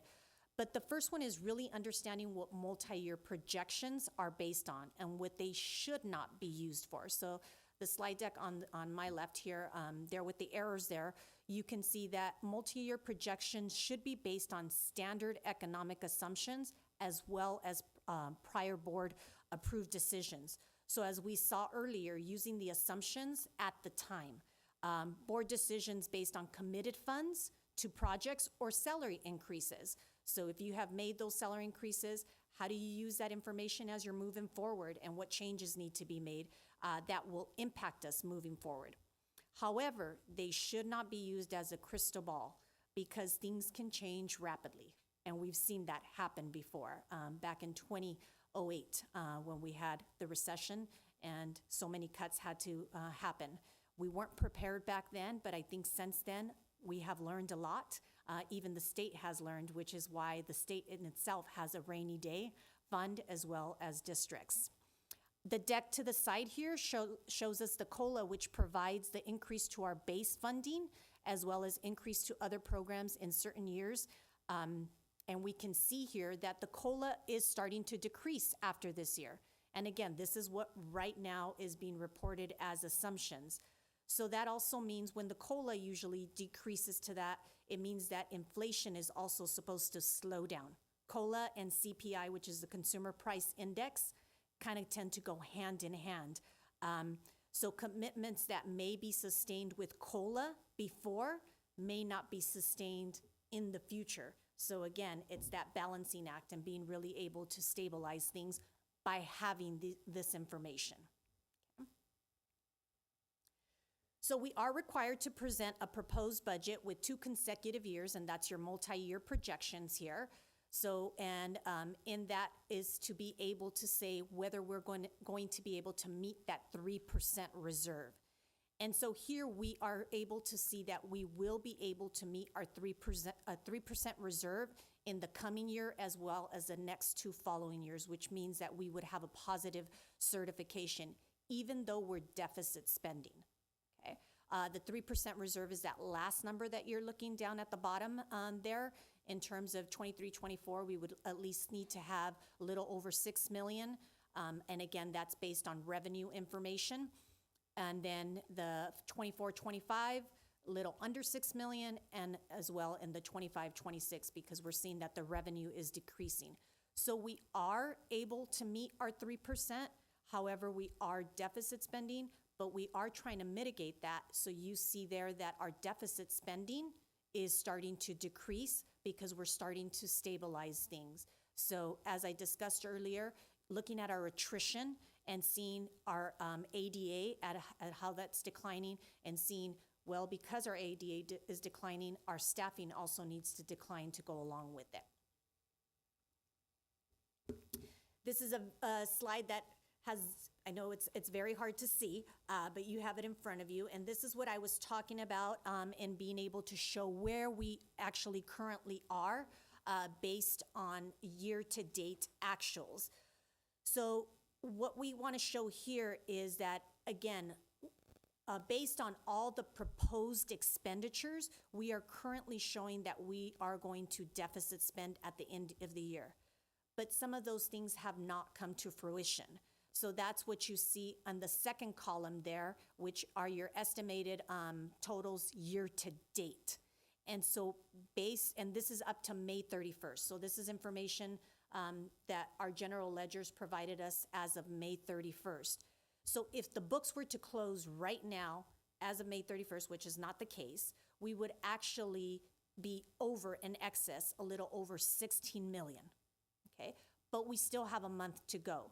So taking this information and knowing, okay, we're in June, So some of these things are not going to happen. So some of these budgeted expenditures that the sites and the departments have budgeted for example, maybe PD or extra hours or materials and supplies that they have made budgeted for and thought they were going to get to spend during that year, we don't see that because we only have June left, can spend that 16 million, but we do know that we still have another payroll cycle that needs to take place in June, which actually includes a retro involved in that. So we're saying that the year is not possibly going to be at a deficit spending, but instead possibly going to have an excess of a little over 8 million.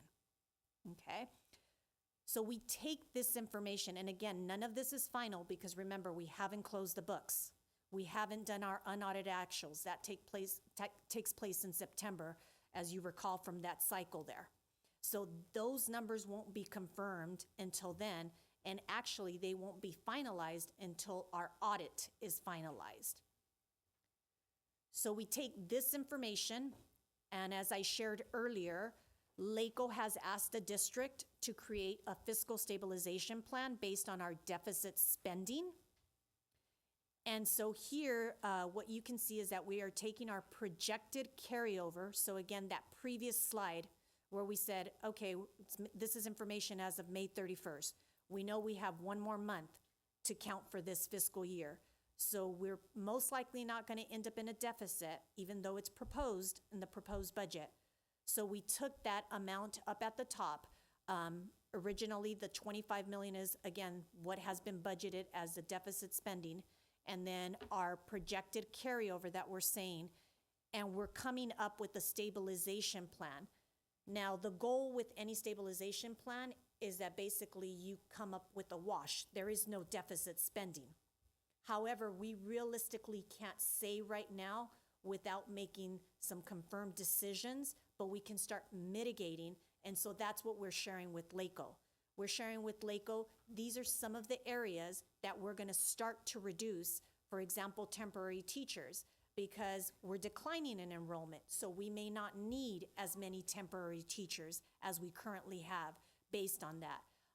And then also looking at some of our areas of materials and supplies, our capital outlay, where maybe some of our sites haven't spent all of that money, and seeing how can we do that, because we do know that our salaries are increasing, because again, with those assumptions, we've made some commitments in increasing some of those things. So we can't cut there, but where are the other areas that we can cut?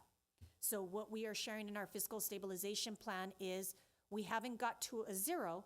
However, if you look at the green there in the ending fund balance, we will still be positive even with us doing this, and we're gonna continue to make some of these changes as we move forward, especially being that the numbers change, because once the books close, we'll be revisiting this again. And this is based on the information we have at this time.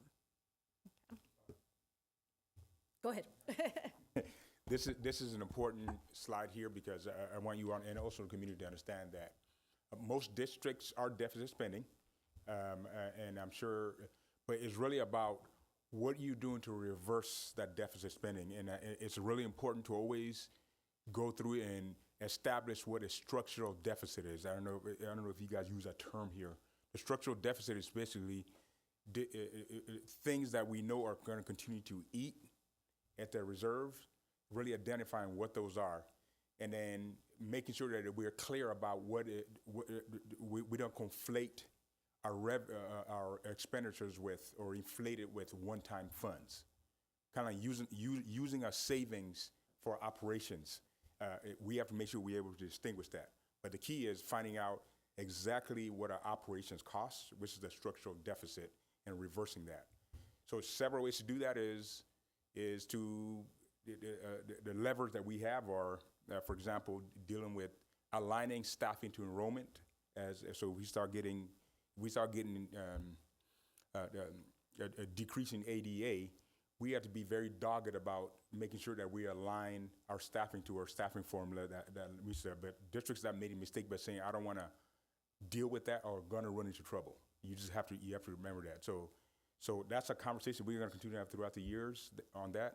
Another thing we have to look at is just, what is causing a declining enrollment for us?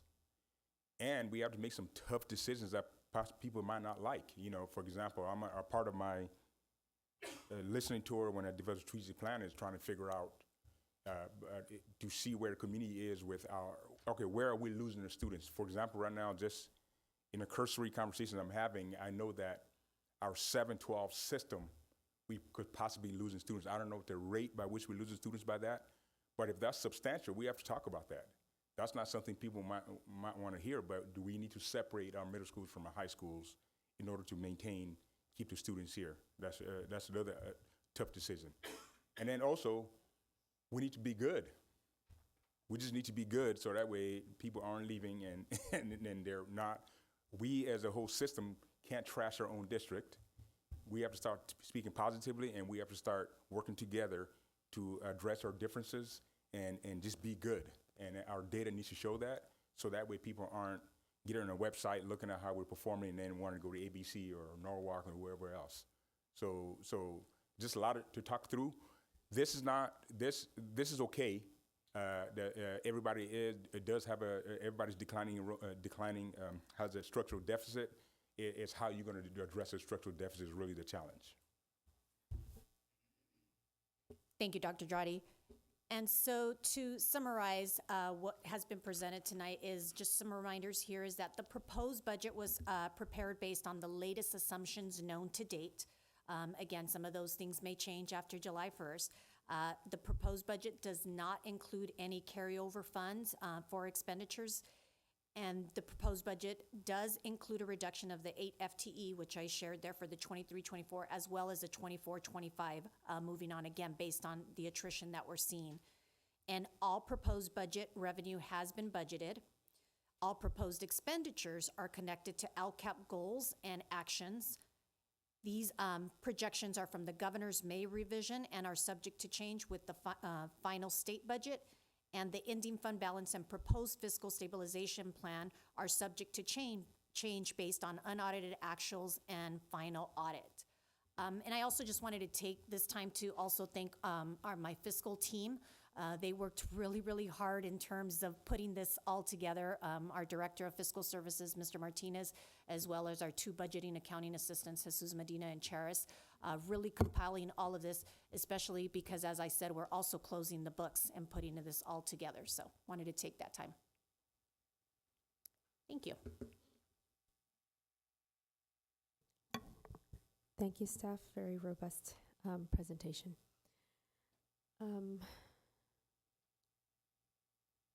I have to now move to a motion yes, so we can discuss it.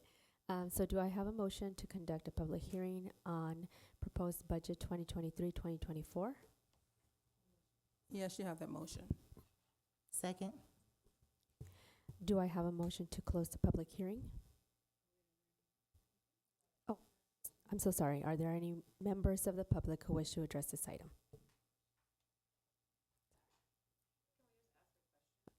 Yes, this is the time. Come on up to the podium, please. So I'm just wondering, I've been listening to these budgets for a long time. When's the first time we've actually gone into red? Because it seems like every year I watch this budget and the reserve just keeps getting larger and larger and larger every year. So have we ever gone into deficit spending actually at the end of the year? We have. When? And I don't want to give you the wrong, it was either 16-17 or 17-18. Anyone else in the public? Thank you so much for that question. So now. And I just want to clarify, Ms. Garza, not necessarily going in the red because we had an ending fund balance, but we did deficit spend in that year. So going in the red would be if you had not even that 3% there. So we've had an ending fund balance at that time, but we did dip into our ending fund balance in that year. So we won't be able to go into the red because the county will stop us, So that's just how that works. They'll force us to make some drastic changes in order before we go there. That we won't control, that they will control. So that's why the stabilization plan, they have to see that, they have to feel confident that we're on top of it, knowing that we're deficit spending. And so we're promising to them ahead of time that we got this, we're gonna make decisions.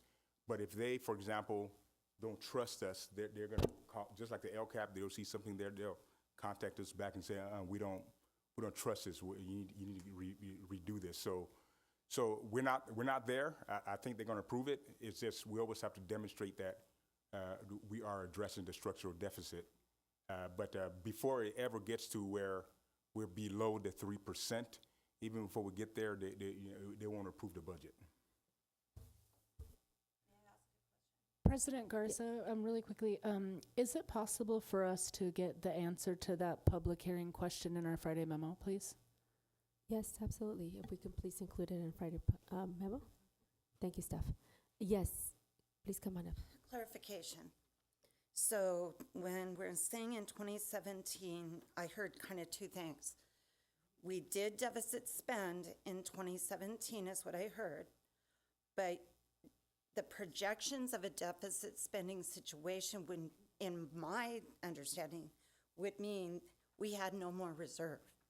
I don't believe in my time here we've ever gotten even close to 3%. We've always had a reserve. You know, our district has been known for being very careful with those extra funds. I mean, the trainings that I've had on the foundations of school finances, you know, when I went to it last year, we had 33% or 33 times the amount that we needed in that account, in the funds. And whether or not you identify them as one-time money or not, or you connect them to something in the future is a board decision. And I know what Dr. Andrade, I totally get that. The state would stop you before you got to that point. They wouldn't let you. That's when districts get taken over. We've never been in that kind of a situation that I ever recall, in a point where our district would be taken over. We've been financially stable. I also know that the third year never really comes because the next year it's the second year. And so all these, like as Salima said, they're projections. But I just want to clarify that 2017, maybe I'm confused about the deficit spend versus going into the red, I think is what my colleague was asking. And so I think that confused us. So I agree, clarification would be helpful. Thank you, Ms. Arndt. Anyone else like to come up to the podium and make a comment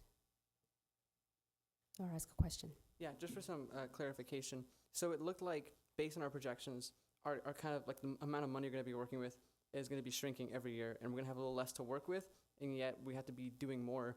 And I think about some of the presentations that I've been a part of, where we talked about what we're doing with our facilities, looking at, you know, what was like priorities. We ranked them like 1, 2, 3, 4. This is kind of a vague question, and it's really open-ended. But how are we looking to start doing more with a shrinking budget when it comes to things like our facilities? Part of what we have to do is look at what's working, not working, and not do them. You know, right now, for example, I see in there that the board put a reserve for using general fund money for facilities. I think it's about 23 million or something. That is, you know, the board put that there to address some of the concerns from community about fields and restrooms and stuff like that. So, so we can either say we're not going to do that and that go to apply something else. For example, you know, we're talking about possibly bringing in extra additional security stuff. Let's say if we were to divert those funds to go do that, then we can afford it. It just means you're not going to do the stuff that we originally thought we would do that with. Now, this community has to, on top of that, this community also has to come to terms with how the state funds schools and how they fund facilities, improvements, and things like that. To me, I think it's a travesty that there's only been one bond passed in this district. I don't understand it, but that's the way it is. But that's how you normally deal with facilities, not use general fund monies. So that's a decision the community has to make. But if we don't get a bonds passed, who's going to take care of these facilities? You got to divert general fund monies towards that, like we're trying to do with with the fields and all that. So it's a complex stuff. It involves really making some tough decisions. We have to look at our district makeup right now in terms of what we're doing with our staffing and everything else. Do we need that many out-of-classroom staff? Do we need, we have to talk about those things to be able to afford it. So when we do bring on the additional decisions we're gonna make about security and things like that, something else is not gonna happen. All right, so we have to make sure that everybody needs to understand that. We can't continue to add. We can trade off, but we just can't continue to add. So those are the type of conversations we have to have. And I think that it's important that we make sure everyone knows about that, because there's definitely a sense of urgency. I know at least Alyssa and I were feeling right there. It was pretty dire looking at some of those numbers and how things are shrinking. And, there are things that, we want to see more security on our campuses. We also want to see better facilities. So I do think maybe we can stress that if we do start asking for a bond, because there's also programs that are vulnerable too, that I know might be picked off, and ones that I think have enormous potential. I know earlier we were talking about paper tutoring. That's something that hasn't been necessarily advertised as well. And if that ends up on the cutting table, we might have lost something that was, could be extremely helpful. Along with, I know Go Passes just happened.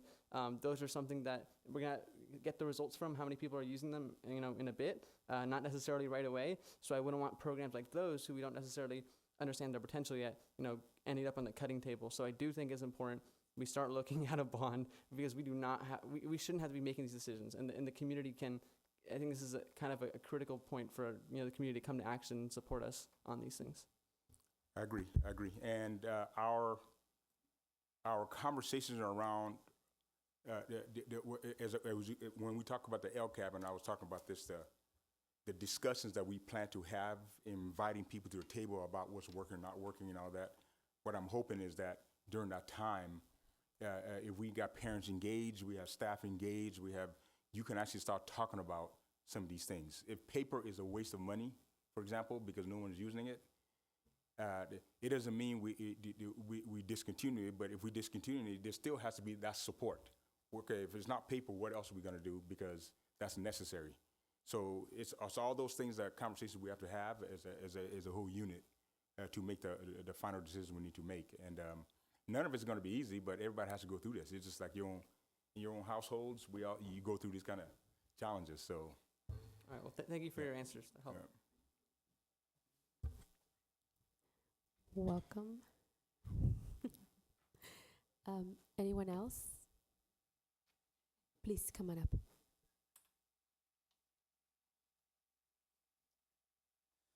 I want to thank everyone for the efforts that they made to put this together. I know numbers are difficult, and there are a lot of laws and rules that you have to follow. I'd just like to remind everyone that now we do have to earmark our funds somewhere, right? The majority of the funds have to be earmarked somewhere. And so when we see this deficit spending, perhaps that's a little, looking at a little doomsday like with an attitude, only because as I'm looking at these numbers and the projected outlay after next month and the budget is complete, I'm seeing that, numbers like this, like our employee benefits, we're missing by almost $11 million, which is 20% over what we're supposed to do. That's not a number that should be fluctuating. That's a static number that we should know at the beginning. To miss by $10 million is either we're just putting our money there because we have to, but not that it's something that we should worry about. So, Chris, I don't think with numbers like this, I don't think we should worry about us losing some of those things that are critical to students. I also see that our services and other operating expenditures, we missed by $30 million. Sorry, by $14 million, and a 32% difference than what we had projected. And so, and again, in the rainiest of days, which I would say was COVID, we didn't go into deficit spending. So let's just remember that we don't need to cut programs necessarily. We do need to be cautious as times progress and as ADA goes down, but I'm looking at a very healthy reserve because of conservative, smart decisions we've made. And I hope that we'll continue to do so, but not at the expense of cutting programs that are vital to our students and to our community. Thank you. Anyone else?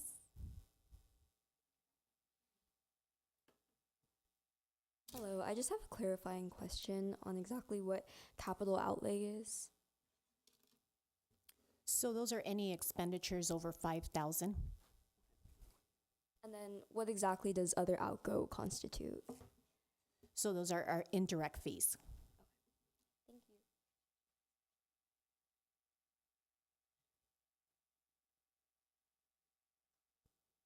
Staff, did you want to add another comment or clarify something else?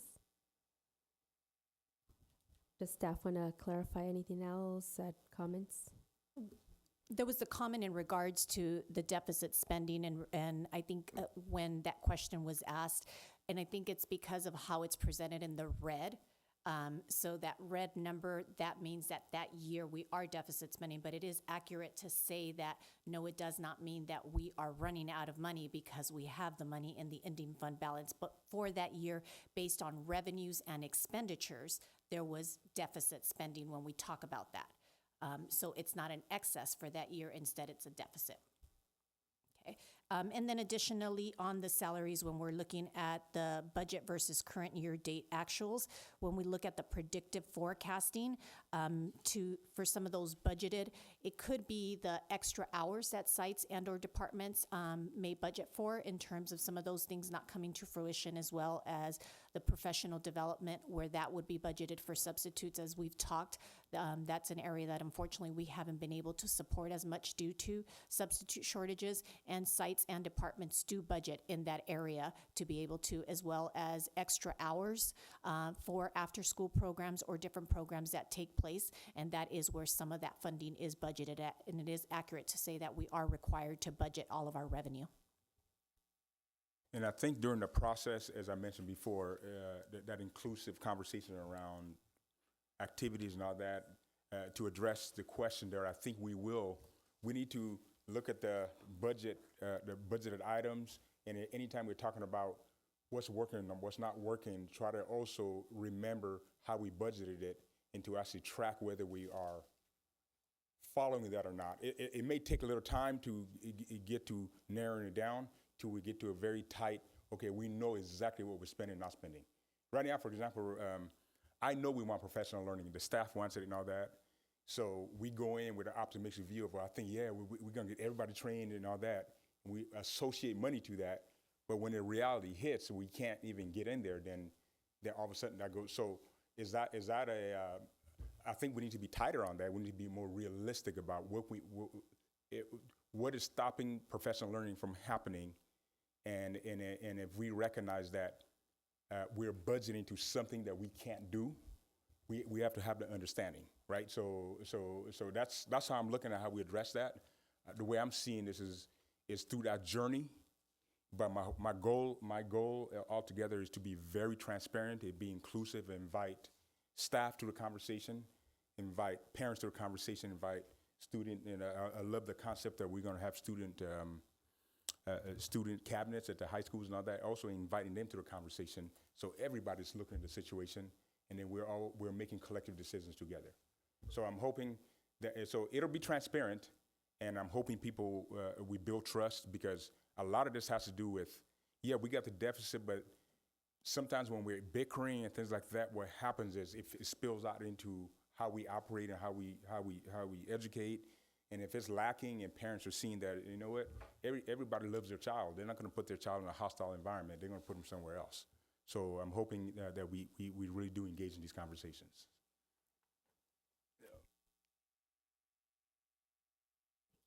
Anyone else from the public? Good evening. I'm on the district advisory group committee, and often this comes up, and I don't know how to help mitigate it. It's not just my concerns, but it's something that does come up often, is that when we are together making these decisions on what we think the goals are and the priority actions, and we give feedback to that, and it's a very transparent process except for the budget and the money. So we would just like to understand if there's some way we can have access to seeing the money in advance, even if it's just one of those assumptions that might help us inform and make decisions. I'm also going to begin being part of the PBIS committee at Mayfair, and I'm looking at this, and this is the best place that we can get our teachers involved in transforming culture and safety, and yet it's only this amount. That could address equity, could address parent relationships, engagement, attendance, and then I see this, and yet that was a big ask. So I think if we understood where the district feels like the money needs to go, and then we can understand that. But when meetings are held with stakeholders, both at site and district level based on requirements, true statement. Budgets are submitted to departments for preliminary approval, then move forward to the fiscal department. True, but there's a disconnect there. Thank you. Thank you so much. Very good points. And I think this is you're not the first district that's struggling with this. It really has to do with, I and a couple of superintendents have always tried to figure out how do we take this complex budget and make it manageable enough for the lay person to see how we make decisions and all that. So to me, to address that is to establish a process through the LCAP, if we actually are, and I like how you guys have arranged the LCAP process, but we do need to tie the funding next to that also so people can triangulate and see things. And more importantly, this is a journey. We have to consider this as a journey, and I'm hoping, let's just say we're off by X percent. I'm hoping that one cycle will reduce our efficiency of understanding by a certain percentage, and next year we go to another cycle, and then we just do that. Because some of those changes are pretty hostile, and what you got to be careful about is not doing something draconian where a March 15th date or something like that is just harming people. So we just have to be. It's a part of that journey that we have to go through. My goal is to actually get there. How to make it easy? We got to study how we can do that.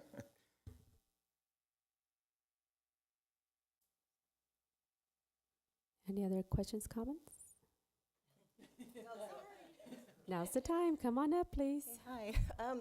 So to further your comment about building the trust, right? We, I think, work really hard to foster, I'm on all the committees. I'm on all the things. And when I look at the budget, I certainly don't understand it. I don't have a budget mind. I'm trying. I've been here listening for years. And seeing the reserve keep growing, yes, that's good. But also I wonder if or how and why that money isn't also being spent on kids.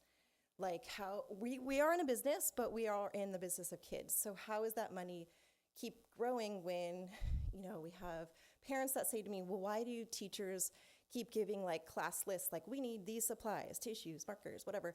Like why are the parents supplying that? Why aren't we supplying that? And that is a question I keep getting asked. And why is the reserve growing when those things aren't being spent on kids? So in an effort to build that trust with the community, with teachers, that's one of the things that I'm trying to understand as far as the reserve goes. Yeah, what you're dealing with here is a concentration and supplemental district. The best way to answer that is if I was to pull the money we gave to the sites to use, I would say they're not using all of it.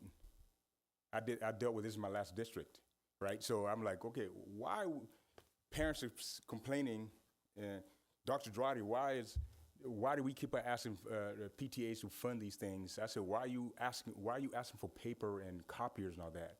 We have reserves in the site budgets and all that to do that.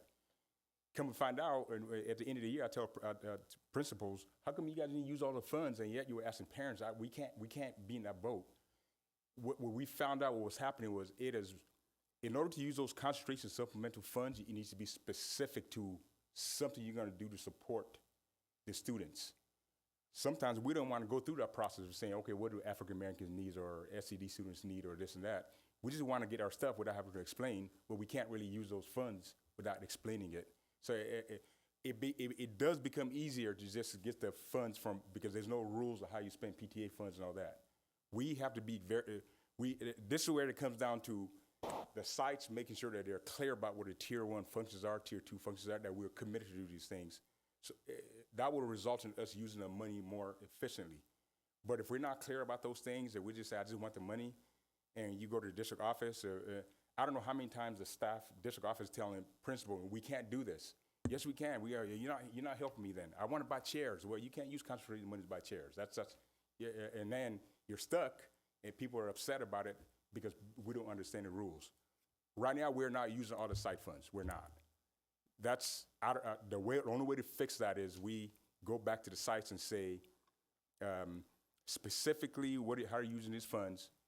Having clarity around how you're going to support use the supplemental concentration money within the rules, and then utilize the money to get those resources. Until that's done, it's going to be very hard to use some of those funds. So that's a part of our journey that we have to go through.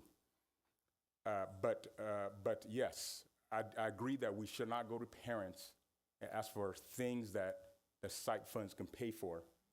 But we also shouldn't have a lot of money left over from a site level where we have to recycle for the following year either, because we didn't have the conversation to spend those monies in the right way. And just Stuff to elaborate, just to talk through, yeah, just to elaborate a little more on Dr. Dradi's comment in regards to allowable expenses. So as Dr. Dradi is saying, we have the concentration supplemental as well as title funding. That funding cannot be used globally for the whole school. It's your general unrestricted funding, and most of your general unrestricted funding goes to cover those general costs, which includes utilities, teacher salaries, things that are not specified for those unduplicated students. So for example, to buy a copier out of concentration or supplemental funding is not an allowable expense because that copy machine is going to be used for all of the students. It's also not an allowable expense under title, and our schools do receive a lot of that additional funding. Unfortunately, that unrestricted funding is the one that they receive less of because, again, it's tied up with all the operational needs that we have to cover for on a regular basis. However, with that being said, we have focused on making sure that our sites know that the district will help them support them with all of those papers, and so we will definitely look into that a little more.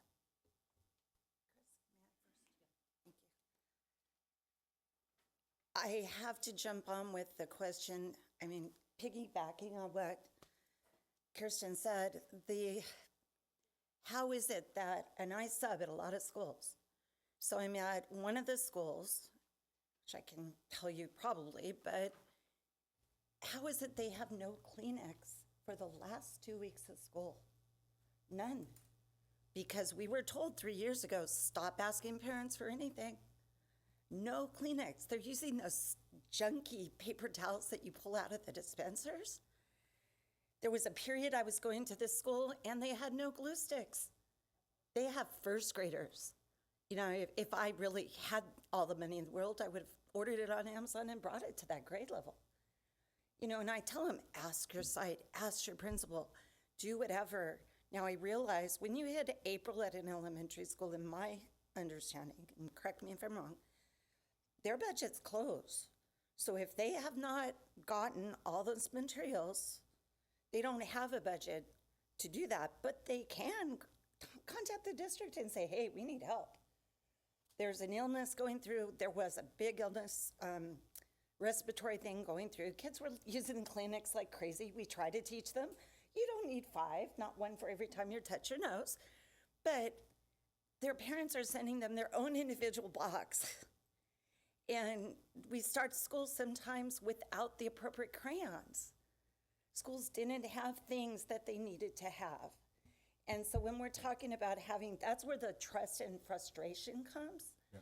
When we talk about we don't want to ask our parents for things, but we can't afford to pay for it ourselves all the time. So let me explain how I dealt with that. I said I dealt with this in my previous. Guess what I did? In those conversations around budget, site leadership, site council, and all that, I don't know if principals often bring in their site budget to talk about these things. So if you're having that conversation around, you're going to see money that we don't have Kleenex yet. You got thousands of in your account. What is happening between using those funds to buy that stuff? There shouldn't be money left over. But this is, and just so you know, this is not new. Yeah. That's why we got to the point we were asking kids to bring things. Yeah. And I agree, Yeah. they shouldn't have to provide those things. Yeah. But when I taught kinder 5 years ago, I was grateful for the parent that went to Costco and brought a case of Kleenex boxes. Let me be clear on this thing. I don't think we should be, that's our fault not knowing how to buy Kleenex. We shouldn't be asking parents, and the money is there. So to me, that's when you start. That's when parents start not. That's when parents stop trusting the district. Yep. And then we can't pass bonds because of it, and all that kind of stuff. So the point is, if the sites are saying there's no money for Kleenex and yet there's money in their account, I don't. That tells me there's confusion about how to And buy the stuff. everybody has a rationale. Oh, they're hoarding, or this is happening. I don't care. They just we need the tools at every grade level, even the littles. If I may, I finally get to use something I learned all the way back, like in the summer before school even started this academic year. One of the first people I met with was Monica Bosk. She's the warehouse director, and she gave me a tour of the warehouse and told me about how that particular facility works. And she showed me, here's where we have like a giant wall of like paper that we have here. She said that the district office, the district warehouse, used to be the one that purchased all the supplies that people teachers could just submit an order for, like those glue sticks and the supplies that you needed. But she says in the age of Amazon, that started shifting over. The district warehouse became more for bulk supplies like paper and that kind of thing. Now, if we're looking at, and Alyssa pointed this out to me, books and supplies into the next year is facing one of the most massive cuts. It's over 50%. So if we could allocate, because the thing is, there is a margin that we have when we're looking at how to not go into deficit spending. There is still a margin where we will be above the 3% that's required. So if we allocate more to books and supplies and then reutilize the warehouse for buying supplies like glue sticks, like tissue and that kind of thing, that is outside of the hassle of the site having to be the ones to justify why we're buying these things. It's the district office. The district office has been able to buy, the district warehouse has been able to buy those materials before in bulk, and then teachers just submit a request for it and then they get it. So I wonder if the district warehouse has a role in meeting those needs for supplies like that. Because if we can buy them here without a hassle and just give them to our teachers, and it's within our budget, and books and supplies are already getting the most cut, I think that's a possible solution. So maybe if we can get Monica Bosk to talk about the warehouse, that would be a good idea.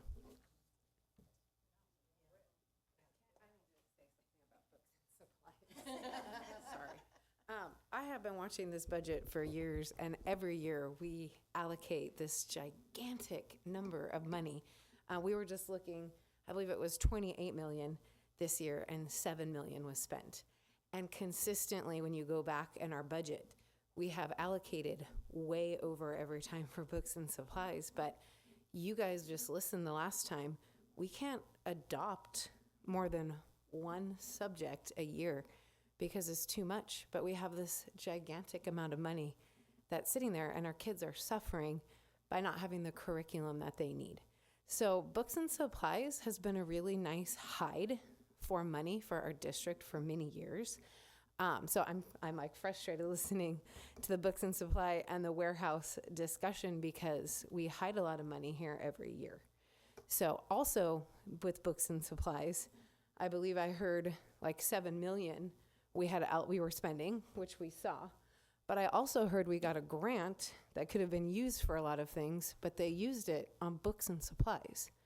But they didn't use it on instruments that could have fallen into that category or things like that. So we have very creative accounting, and we meet standards with creative accounting. But I want to go back to what Ms. Clinton said with, we're not in a business to save money. And every year we save lots and lots of money. And every year our kids suffer. And then I keep hearing Mr. Dradi say, well, there's backbiting and this negative talk. Well, people are negative from what they've seen. And I'm negative when I'm listening to, hey, my principal's not spending money, but you've never shown us that. So this discussion is coming up, and honestly, I think the principals who have been fired in the past would have a very different perspective about their budget and what they were allowed to spend. So I'm a little I get upset. And I've sat in here for years and been upset because I don't feel like we do the job to take care of our students. And when we talk about more bond money, look at how long it took us to complete a building for this bond that these parents spent years and years ago, that STEAM building. And we had a lot of money for a long time for that. So there is a lot of opinions, and I agree with Ms. Clinton. I'm not an accountant. I don't know a lot about it. But I wish we could be a lot more, and I'm going to use a word we weren't allowed to say for probably many years, transparent about our spending, our site spending, our discussions, because I feel like there's a big hide when I sit and analyze the numbers from what I'm experiencing in an actual school. Oh, and it's talking about money.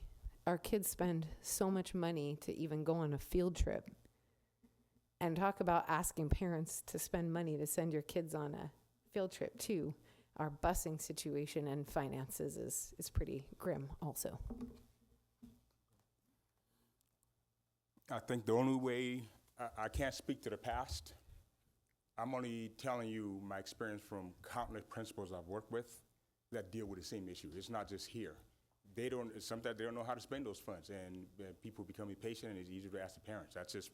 That's not talking about this. I'm talking about Santa Monica, Malibu, Clovis Unified, Santa Barbara Unified, and the other places I've been. So way I'm moving forward on this is a journey that we have to go on to tighten up those measures and try to open it as much as possible. So next cycle of conversations we're gonna have around the LCAP and everything, we're gonna do our best to try to look at these budget items so that way it makes sense, and in hopes that people understand it better. I would love to. The principals know what I'm talking about here when I sit down with them, because they know, because I was a principal. All these guys were principals. So you have money left over that ends up back to the district office. So we think we're going to spend it. Sometimes we don't. Sometimes it's confusing how to spend it. But it becomes much easier to spend foundation monies and PTA monies and all that kind of stuff, because there's no rules behind it. And there's no accounting, there's none of that bureaucracy that goes into it. I wish I could avoid bureaucracy, but we can't, because we have to report things to LACO and everything else. So all I can say is, I would do my best to be transparent as much as possible, but this is gonna have to be a journey, right? It's gonna have to be where we try our best to explain. So I heard what everybody's saying here. The budgeting, the over budgeting, or people consider the inflation of certain budget areas, we're gonna analyze that in the process to see why it's over, and then be transparent about that, and then hopefully people see. I'm not seeing anything nefarious here. If I was, I would try to correct it. Is there a confusion about spending? Yes, there's confusion a lot about this place that I think it's hurting kids too. Like the Common Core standards, I don't think that we had enough training on Common Core standards, just based on the data I'm looking at right now. That's also struggling students. That's a professional learning thing. That's all of us, not just district officers, staff. Everybody has to be involved in all this, and the goal is to try to come together. What I'm doing is bringing everybody to the table. I'm hoping your principals are telling you that the whole concept of leading from the middle, that let's establish site leadership teams, let's establish PLCs, let's establish opportunities to continue to look at data and all that. I'm hoping the principals are having those conversations at the sites, because that is the only way we're gonna get there. And then if we actually create that infrastructure for communication, and then we can start looking at these things. And then and I'll be able to hear conversations with principals say, where are you? When you're meeting with the staff, when you're talking about your tier 1 supports, tier 2, are you looking at the site budget with the staff as well? So you can determine what you have, don't have, so that way there's no confusion there. I want that conversation to occur at the site, where you're actually looking at their spreadsheet and say, where do we pull the monies from? Is there money left over? Why is there money left over? Why are we still asking? If we need to go on a field trip, why can't we use these funds? Hoping those conversations take place. And then next time when it's spent or not spent, you at least have clarity. So when it comes back to the district office to say, in this presentation at the end of the year, where we pull back some money, now it's in the reserve, we at least have an understanding of why it existed. So that's how I'm looking at it. I'm not gonna blame anybody. I'm not gonna point fingers at this point. We just need to problem solve and work the problem. That's how I'm approaching it. Any other public comments? Staff? Perfect. So let's go ahead and, do I have a motion to close the public hearing? You have a motion to close. Thank you. Roll call, please. Oh, sorry, second? Second. Roll call. Ms. Armstrong? Aye. Dr. Alhesson? Aye. Ms. Stewart? Aye. Mr. Critchfield? Aye. Mrs. Garza? Aye. Board Member Armstrong, comments, questions? Yes, I appreciate the presentations tonight. And I understand you, Dr. Drotti, your vision, and shared decision-making. That's basically, I believe, if we can implement and get the shared decision-making started, that it would also start the healing process that this community needs. I can say that when stakeholders are a part of shared decision-making at the site level, it is empowering. And so we need that. You can hear the people in the audience. So shared decision-making, in a sense, that's what you're talking about. Am I correct? Absolutely. Okay. And so with this, have you spoke to your principals as far as like, because each site is going to have that team, and we're gonna have to give them actual numbers to work with, and we're gonna have to put these numbers in the faces and the control over this shared decision-making team. Is this what you're aiming for?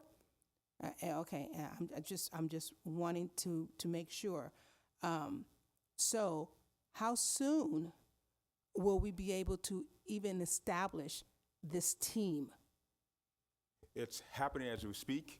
Not fully to my liking yet. I think in the next negotiations, I need to ensure that when a principal meets, that their site leadership team that incorporates their teacher staffs, the teachers, has every grade represented, every subject area represented, so that way when conversations are occurring, there's two-way conversation going between the site leadership team and the rest of the staff, back and forth.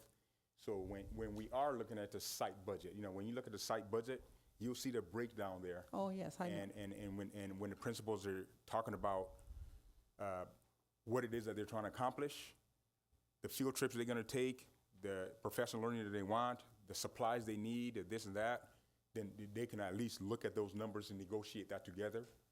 And hopefully with that, then there's clarity around what we have or don't have.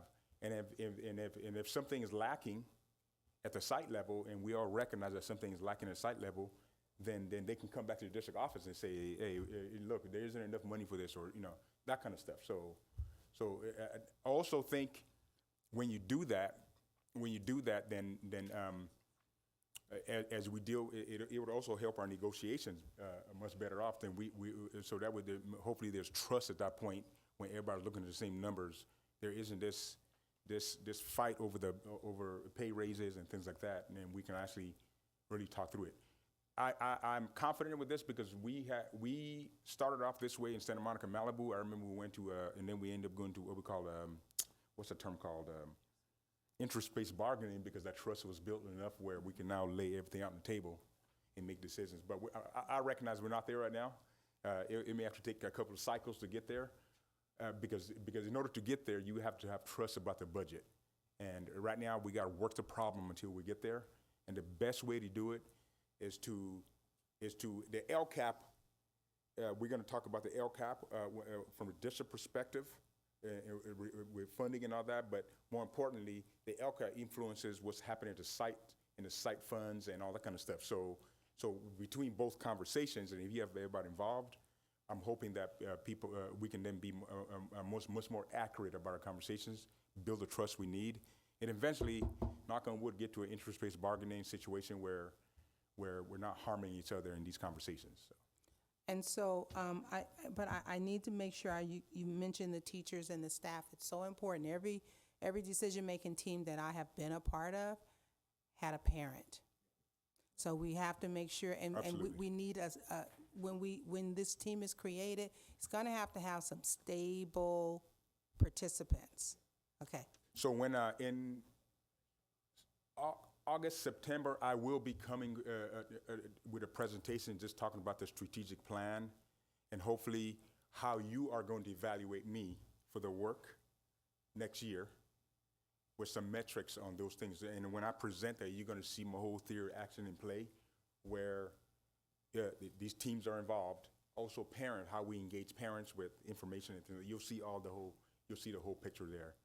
But right now, I'm just trying to get the pieces in place for that presentation to occur. But parents are not going to be. You'll notice, for example, the student. I'm so excited with Christopher and then brought the whole student cabinet conversation. Mike, your mic. So, sorry. So I was so excited when they brought the whole concept of the student cabinet. I was like, wow, this is awesome because that was going to be something I was going to incorporate anyway. But they beat me to the punch, so I'm glad I don't have to do the extra work. So all I'm saying here is we need to take all of this to the people, and let's talk through our problems in a systematic way. And as messy as it is, this thing is going to be messy anyway. You got to be okay with messiness until we get to a place where we want to be. Okay, that's it, and I'm glad to see that we've already begun to mitigate how we're going to handle the shortages, and I'm looking forward to data from surveys that can pinpoint or more accurately where the loss in our ADA is coming from and why. So I'll be waiting for lots of data. I love data. Thank you, Board Member Armstrong. Board Member Alhassan. Thank you, and thank you, Salima Hogin, for the presentation. I wanted to clarify some things that might help those who have difficulty understanding the budget.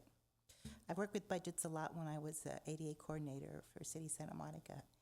And the important thing to remember is that money behind every dollar is a person. So realizing that. The other thing is the LCAP is the driver of funding. So if you visualize in your mind, you have the LCAP, and we identify priorities of that, and that creates the budget. I don't know if that helps anyone, but I wanted to kind of simplify it from that perspective. I also think it's really important, and it bothers me when I hear people say hiding money. Money's not being hidden. The reason why money, and correct me if I'm wrong, Ms. Hogin, is that there's a huge budget in regards to books and supplies. That's unrestricted funds. We can use that money then later without being questioned, without being stigmatized. Where did that money go? What did you do? Because it's considered unrestricted funds. We can move it around. It's not hidden. We're not hiding anything. It's that money that can be used to be placed for professional development, for example, or used in other areas such as maintenance or wherever we think there's a high need at that point. Correct me if I'm wrong. Not all of the money is unrestricted in those areas because based on this budget, you do have some restricted funds like our title funds that are being budgeted in those areas. It's based on where the sites and the departments have chosen to allocate those funds. So as Dr. Dradi was saying, it is a little bit of working with our sites and as well as our departments and seeing, okay, if these things didn't come to fruition, why didn't they come to fruition? And do we need to next year budget that money in another area? But I'm specifically talking about the budget line for books and supplies. Yeah, That's it. I'm not talking about any other. Correct, but not all of the money in books and supplies is unrestricted. Okay. Some of it is title funding as well. And the other thing, as Dr. Dradi was pointing out, the LCFF was intended to be all unrestricted funds. However, with supplemental and concentration, they have now become more categorical in the sense that you have to ensure that those funds are being spent on our unduplicated students. Right. So, and in the past, yes, that extra money did roll into the ending fund balance. Now it cannot roll, and it actually has to be tracked and continue to be used for those students. So it's that accountability that's coming into play. But there is some unrestricted funds in that, in those object codes. Right. However, some are restricted as well. Okay, so that was explained to me as a board member when we were going through budget analysis, is that that's how we can move around money. You can move around Okay, money, and that's- as and actually the tracking of supplemental and concentration is something that has come recently. In the past, it would roll in to the general fund, but that has now changed from back in 2013 when the LCFF was first initiated. And again, that's due to accountability and ensuring that those students are getting the additional services. Okay, so in looking at the big picture, when we look at deficit spending, that's quote-unquote the norm, because you're always going to be deficit spending until the end when you're closing your books and you're identifying where you can move money around and how you can use money from the reserves in order to create a balance. Your goal is to hopefully be able to get a wash with your revenue and your expenditures, but based currently on what you have to budget for based on the current staffing that you have, and Right. because your revenue is dropping, you are going to have that deficit spending Right. unless you made those cuts before. As Dr. Dradi was saying, the March 15th or different things when you were looking at that. But again, because you are looking at where you are changing, your budget, how your budget is changing and how it's going to, and seeing that you have an ending fund balance that can support some of that. If you need to go into that, it doesn't yet call for those cuts that may need to be made, but you should be aware and start looking at that. All right. So what I'm saying is when I look at the budget and you identify we have deficit spending through 2023, 24, 24, 25, and 25 and 26. But yet when we look at the ending fund balance, we're in the green, we're not in the red. Correct, Okay. correct. And I will say that a lot of that deficit spending, and as you saw there, we're trying to mitigate it. We're trying to make it a smaller amount. But some of that deficit spending is actually our contribution towards special ed, because we don't get enough funding for our special ed, and we have to cover that with our unrestricted funds. Right. I'm working to change that with legislation, so I understand that. Okay. All right, I just wanted to clarify some things that I was hearing, and I want to make sure it wasn't misread or misinterpreted by the community, because when we're talking about working in the red, it's not unusual for districts to do that, and yet we always come out with, for our district, I can't speak for other districts, but we always come out in the green because we're able to look at our funds, we're able to justify funds, and we're able to have a reserve to support it. We are able to transfer funds as needed throughout the year. The other part of that in terms is that your ADA is dropping, so you are getting less revenue, however, still operating in the same way. So that's where that deficit spending comes into play. So when you're looking at overall operations as we're moving forward, we need to re-examine that, as Dr. Durati was saying, and seeing how we need to be more lean in the process, but yet still meeting our students' academic needs. Correct. Thank you. In that process, the best thing we can do as an organization is do what I was talking about, getting people involved to understand these things. And something happened with COVID that shook everybody, including the place I've come from.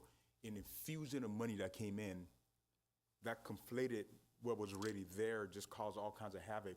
If you are not in a situation where you are having these conversations already as a system, it would have been very difficult to now explain, okay, why did all of a sudden you're sitting all this money, where did this money come from, and try to explain the rules behind that. It gets, all of a sudden people are pissed off, and but the only way you can get around that piece is had you been in those, so that way, let's just say we go through this exercise and we come to a place where we're very tight with our expenditures and revenues, and everybody knows the situation, and there's overages. We know why the overages exist, because we have to park the money somewhere that is very clear. And any new, let's say another pandemic comes, we get all these new funds and all that. You can now say, okay, this is our situation. We have these new funds here. Let me explain why. And when this goes here, you can at least have a chance of explaining that to everybody why the reserve is the way it is. But without that, man, you're going to struggle trying to explain the situation, and then people get pissed off, and you get what you get. So So the best thing we can do is get to that place where we are transparent and we have people involved, engaged in these conversations. So this summer I'll think through what is the best way to communicate these things, what exercise we need as the sites discuss their needs and supports and all that, and how we triangulate the district budget to that. So that way there's no confusion. So next time around, this time of year next year, if there's money parked somewhere, I want to be able to say, remember, we parked the money here because of this, and it's transparent enough for people can see it. So I'll think through that piece because I'm hearing this, and I want us to get past this thing so we can get to a place where we're an excellent district. I think we can be. Thank you, Dr. Alhassan. Board Member Stewart? First, I want to agree with my honorable Miss Armstrong that I think there's a lot of opportunity for data, and I think that data starts with our board, and I think that we need to be looking at more data in our board meetings. Secondly, I don't know that we've been hiding money or we are hiding money. I'm not saying that at all, but it is known throughout the educational field that that's where the money is hidden. And I think it's just ambiguous to some of our community because we're going from 28 to 7 million and it just looks weird. So I think it's expected for them to question that because when I first became a board member, I started to question that too. I think educating them is exact answer is showing them how this works. So I guess my first question is, I'm wondering if you can kind of just explain the difference or maybe even give some examples of supplemental funding versus concentrating funding. Supplemental funding is the funding that you get once you, well, first of all, you have enough students that are considered unduplicated students above 55%. And if you have a higher number, and as Ms. Carter kind of explained that in regards to the LCAP process, then you additionally get concentration funding. So supplemental funding is what, and I know Ms. Carter wants to add a little bit there. Supplemental funding is for our unduplicated students. So because we have English learners, low income, foster youth students, we receive supplemental funding. Because we have above 55% unduplicated count, then we also receive concentration funding. And can you just give some examples of what would supplemental funding be used for versus what would concentration, like just a random thing that a normal person could understand? Or like me, normal, I'm not saying you guys, but me, a normal person like me can understand. Supplemental concentration funding is similar and can be used for similar things. Ultimately, that funding is to increase and improve services to unduplicated students. However, you could look at it like Tier 2 intervention for students could be supplemental, and that Tier 3, where I'm getting closer to needing that more excessive support, could be a concentration piece that's needed. So, for example, if we want to be specific, the way the county looks at us, remember this term, is this money principally supporting the students, the unduplicated students? Is it right? Principally directed towards, because towards it's that, yeah. all together. Yeah, so the county checks our language on that and how we spend the money, and they say, oh God, you're spending this money towards, I don't know, a student that doesn't need it, or is not, or you're treating it as a general education funds, like a teacher. To hire a teacher to teach English, you can't use that for concentrate. You got to use general fund monies. But if you want to say we need to hire a interventionalist to support the teacher, then you can use the concentrate because that's an additional funds. But you also have to say, well, who's that interventionalist working with? But if you are a concentration district, it's easier to explain that majority of your school is being supported that way. It becomes very difficult if you're strictly a supplemental school and you don't have school-wide support for it. Then you have to target specific for those students, and that's when it becomes very difficult to say how are you using those funds. Somebody the other day asked. I'm not going to name who, I could forget who it was. We want to buy chairs with, desks. We want to buy some desks. We need new desks. And they want to use concert. No, well, we're not going to get that approved. But there is a way to possibly write that where you can write it. It's a certain form of desk that will allow you to create a makerspace with it, or and then all of a sudden it's not normal teaching, but it's an addition to increase engagement or something that we have a chance of writing in, but it has to be specific to a function that's going to support those students. So you have to write it in that way. Go ahead. Back on board members' question, would it be even easier to provide an example of the unduplicated funds and supplemental funds, for example, for a student with special needs? Actually, the supplemental and concentration funding is principally directed to unduplicated students, so not students with special needs. They have their own funding, and that's out of our general fund or grants. Unduplicated is socioeconomic disadvantage, foster youth, English learner. Now, this is a side note here, an irritant of mine. I think the state wussed out in naming some of the needs. For example, if you look at, and this is something that some superintendents are looking at, in California, who is struggling the most in school? It's not really the English learners. They're the closest to closing the gap, but you have second generation Latinos, Latinx students, and then African Americans but you'll notice they weren't named in there just because no one wants to have the courageous conversations about about race, so all that was clumped into SED. I think that's problematic. I think personally we have to, even though the state doesn't do that, we need to desegregate it because when we go look at our data, when I post publicly about the suspension rates for African Americans, it's pretty bad in our district. But nowhere in the state accounting accounts for that specific need for that student group. We call it SCD.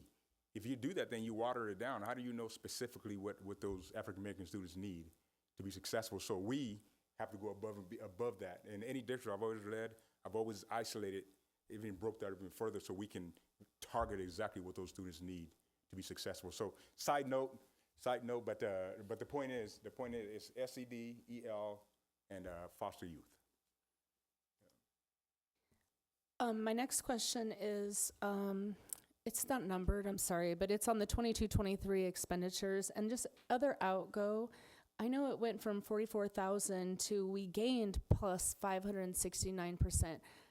How does that happen? Can you kind of just explain that to me?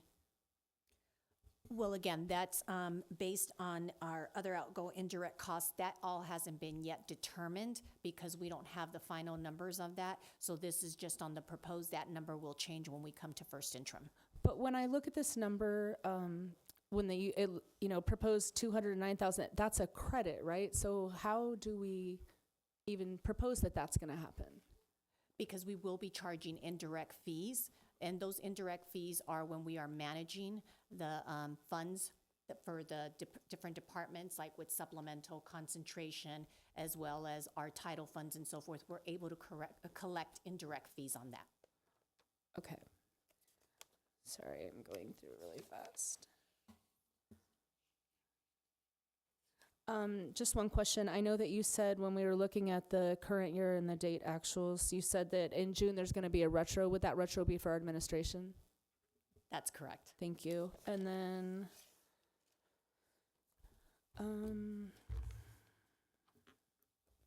I think that was it. Thank you so much.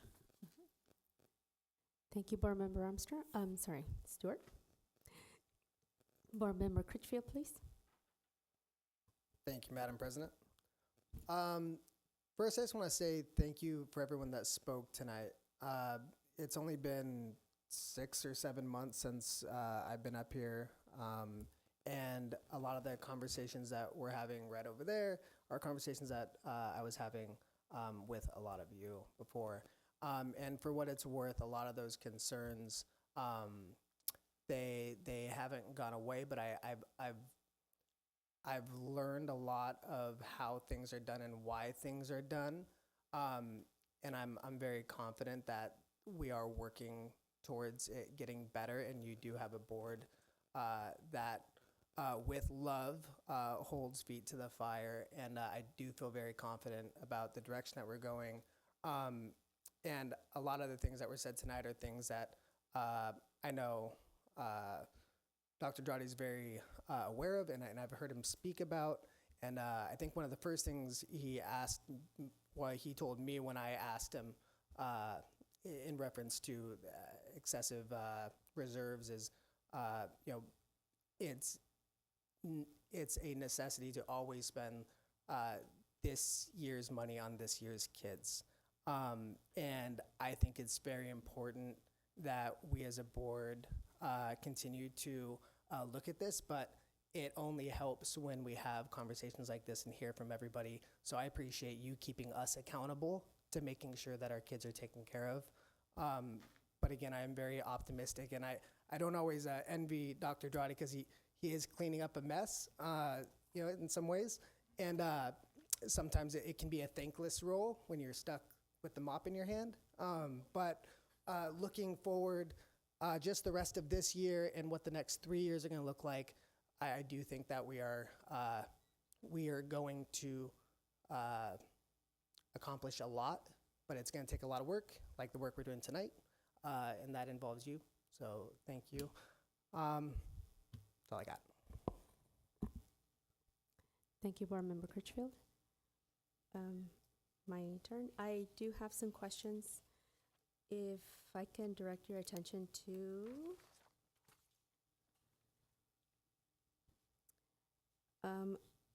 in the reserves, my question is, what is the reserve percentage our district would need to budget for in order to finish a school year?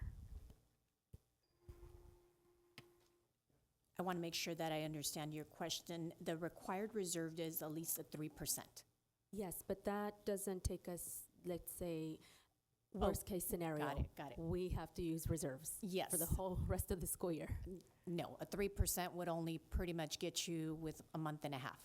So a month and a half. So then we're looking at, we have 9 months in a school year, right? No, we have a full 12 months.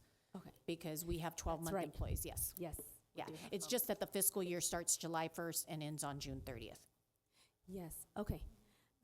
So when that happens, then we're looking at a sizable amount of, if for some reason we need to just use our reserves, then it would have to be a little bit more than what is shown here. That's correct. So let's just say that for some reason, the state stopped giving apportionments and funding you and providing you, and you're going into your reserves to now get the revenue. Because as you saw in that page there in terms of actuals to date, I know it's the page with budget versus current year to date actuals. So for example, there you see that we're slated to get a total of $195 million in revenue, right? But year to date, we've only received 163. So the state allocates your apportionments starting with 5%, and then continues with the 9% in terms of allocations till you get to your final allocations. So while you're doing that, you have to have cash flow to allow you to compensate for what yet has not been given to you. So that's why it's important that you're monitoring that cash flow and making sure that you have that funding there. So again, based on like looking at what your monthly expenditures are, we're looking at monthly expenditures anywhere from 10 to 15 million. Okay, thank you. And by the way, that question is not pertaining because I think we're a piggy bank. That is not it. I'm just, as a board member, we need to make sure that we are thinking of all types of scenarios. So thank you for that. Now if we can go over to, let's see,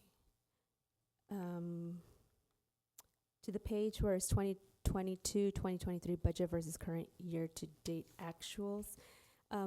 At one point, and maybe I have already asked this question, now as I'm getting older, I can't remember every question I asked in the last 2 years, but I do remember that I was told at the beginning of my employment with BUSD that there was an actual budget for dual immersion. Is there still that budget for dual immersion, and where would it live? There is a budget for dual immersion. It's actually a goal and action in our LCAP.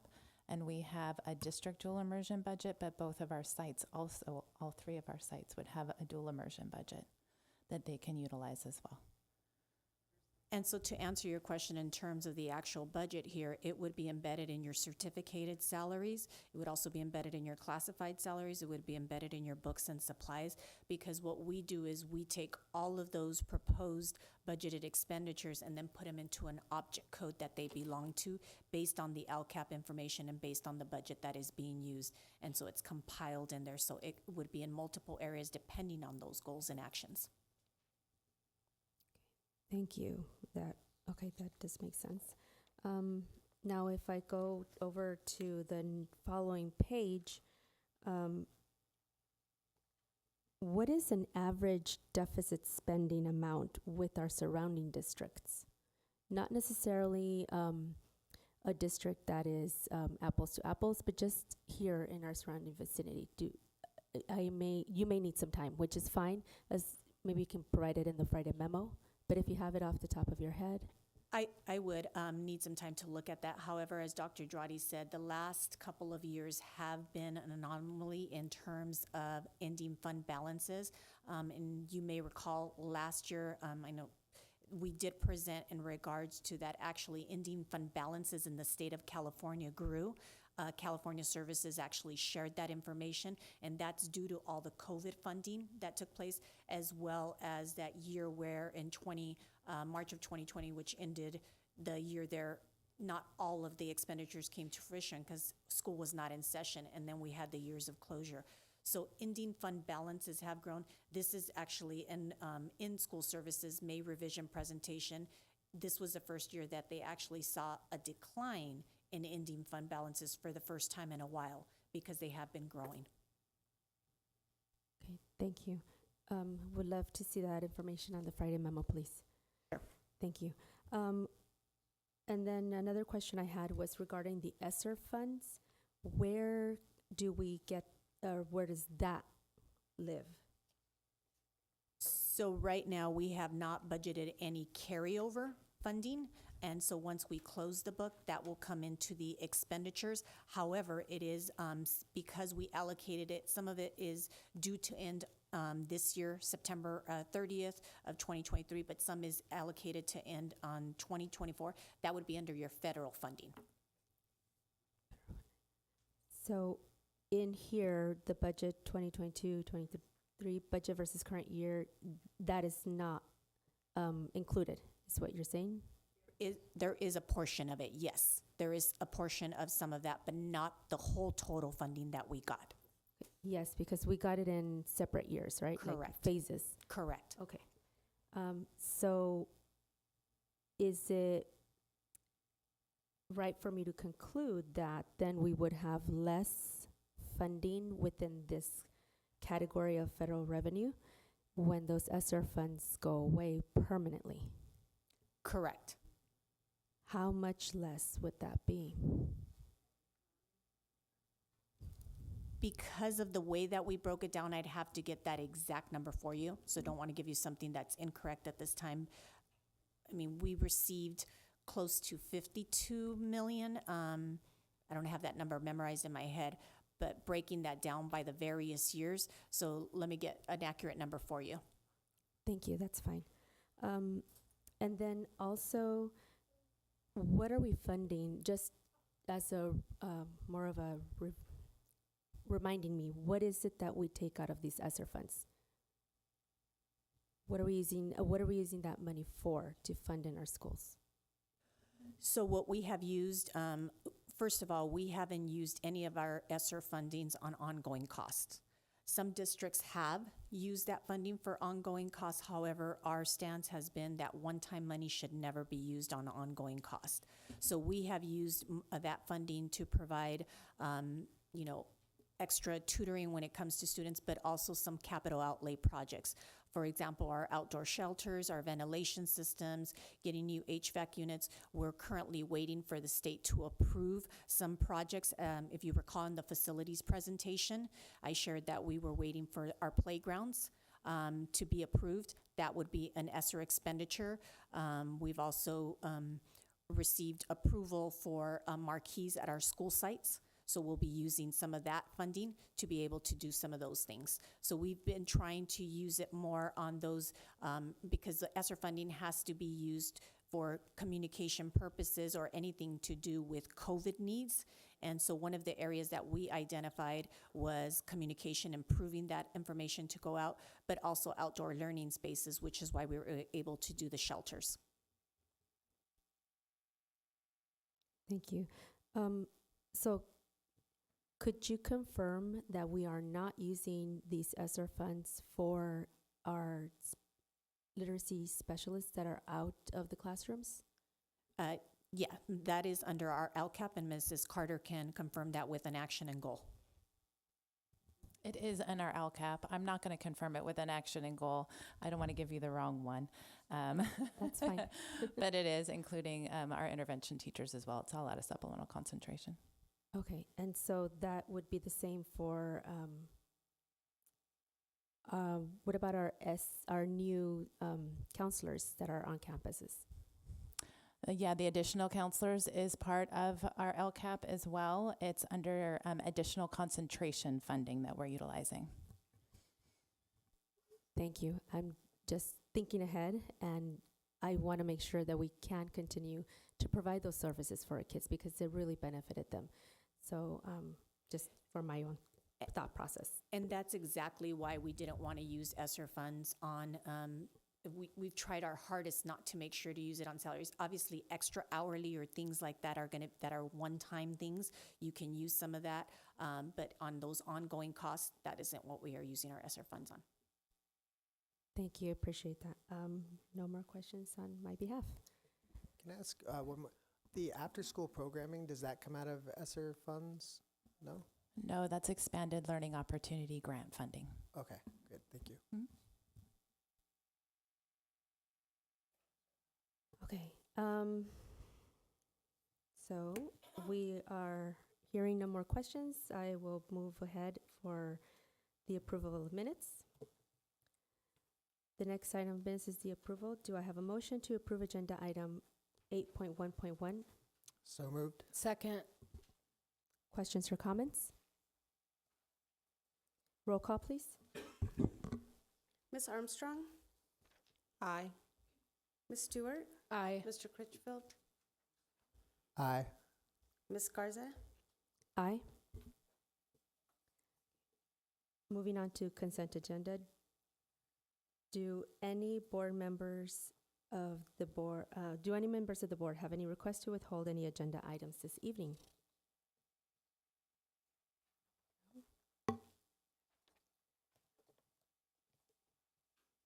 Do you have one? No? Okay. Hearing none. Sorry. Do I have a motion to approve the consent agenda the way it stands? So moved. Second. Questions or comments? Roll call. Ms. Armstrong? Aye. Ms. Stewart? Aye. Mr. Critchfield? Aye. Mrs. Garza? Aye. All right. So, informational items. Does the board have any questions regarding the informational items this evening? No? Thank you. Let's move on to our BTA and CSEA comments. Please come on over. CSEA is going to go first. So BTA will do theirs on July 6th, and CSEA is going to do theirs today. So That's you. Yeah. Good evening, everybody. I wrote and rewrote my comments because I wanted to be positive, and it will be positive, but I wasn't exactly sure what you should hear, what you needed to hear. So I'm going to go back to when I last spoke with you, when I thanked you for our raises, introduced our board and our negotiating team. So since then, we've had our annual member recognition banquet, which Dr. Dradi attended with us. 2 of our members were acknowledged. Joanne Chain, Area G Unsung Hero, she's our VP, and Angela Nunez, Rising Star. We got a lot of comments for our superintendent. He wasn't the only superintendent that attended, so it was nice. Classified Employee Week, we had our picnic. Every year was just something that I really like is we give out scholarships to our members' families or themselves that have gone to school. And we gave out 2 this year to Fashion Castillo Delgado and Erica, I'm gonna mess up her name, Echeverria. And part of the way we raise money for that is through our donations and also through a 50-50 raffle, which everybody really loved. So we made over $300 doing that. We also had Salema Holguin and some cabinet members come over to hand out our Classified Employee of the Year, who's Trisha Gutierrez. She's a behavior aide. She had a lot of support there, and we're really proud of her and the work that she does. And then we also, we're treated really well by our PTA at our schools. We really need to thank them and our district for appreciating us and sending us the brownies and all the well wishes. And every day there was something for us that showed their appreciation of us, and which we appreciate.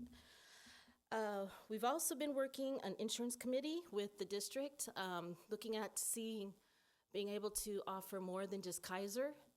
It's taking some time. We've met with Kaiser. Representatives came and talked with us last time. So we're going to try to be able to offer, because right now we just have Kaiser. So to be able to offer more than one choice for that. But it's still in the works. It's going to take a while.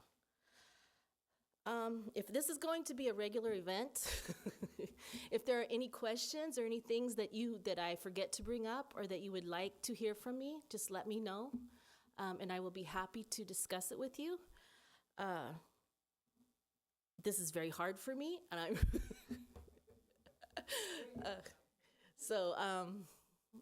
I'm going to push through this and try to do this more often. So thank you very much.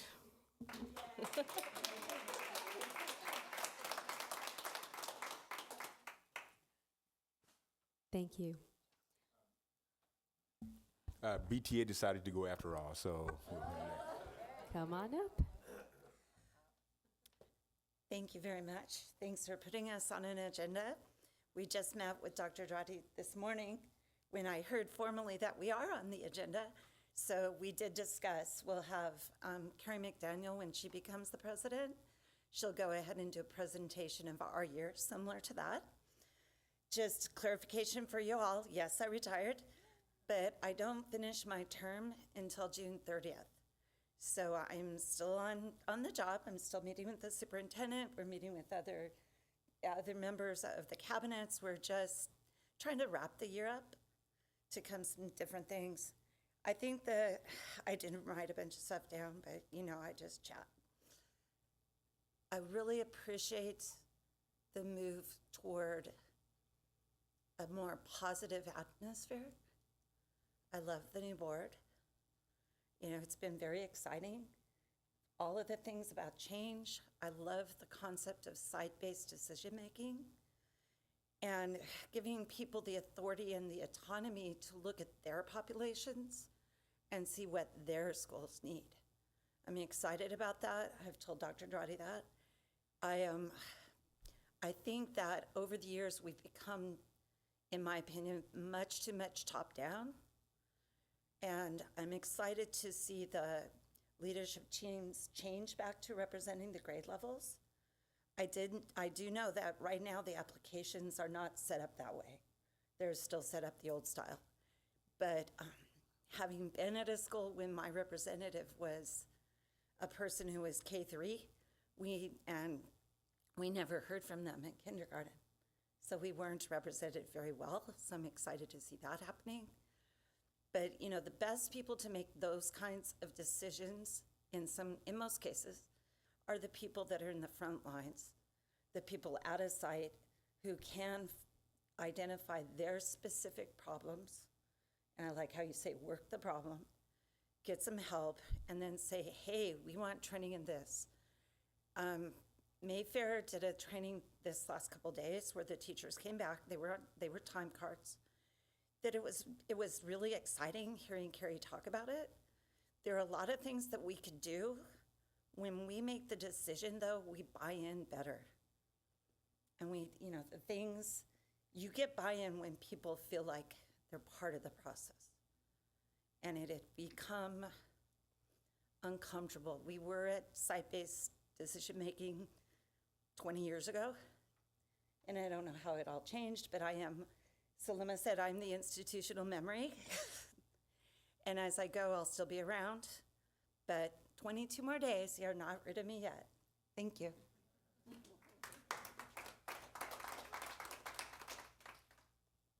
Thank you so much for your comments. Board Member Armstrong.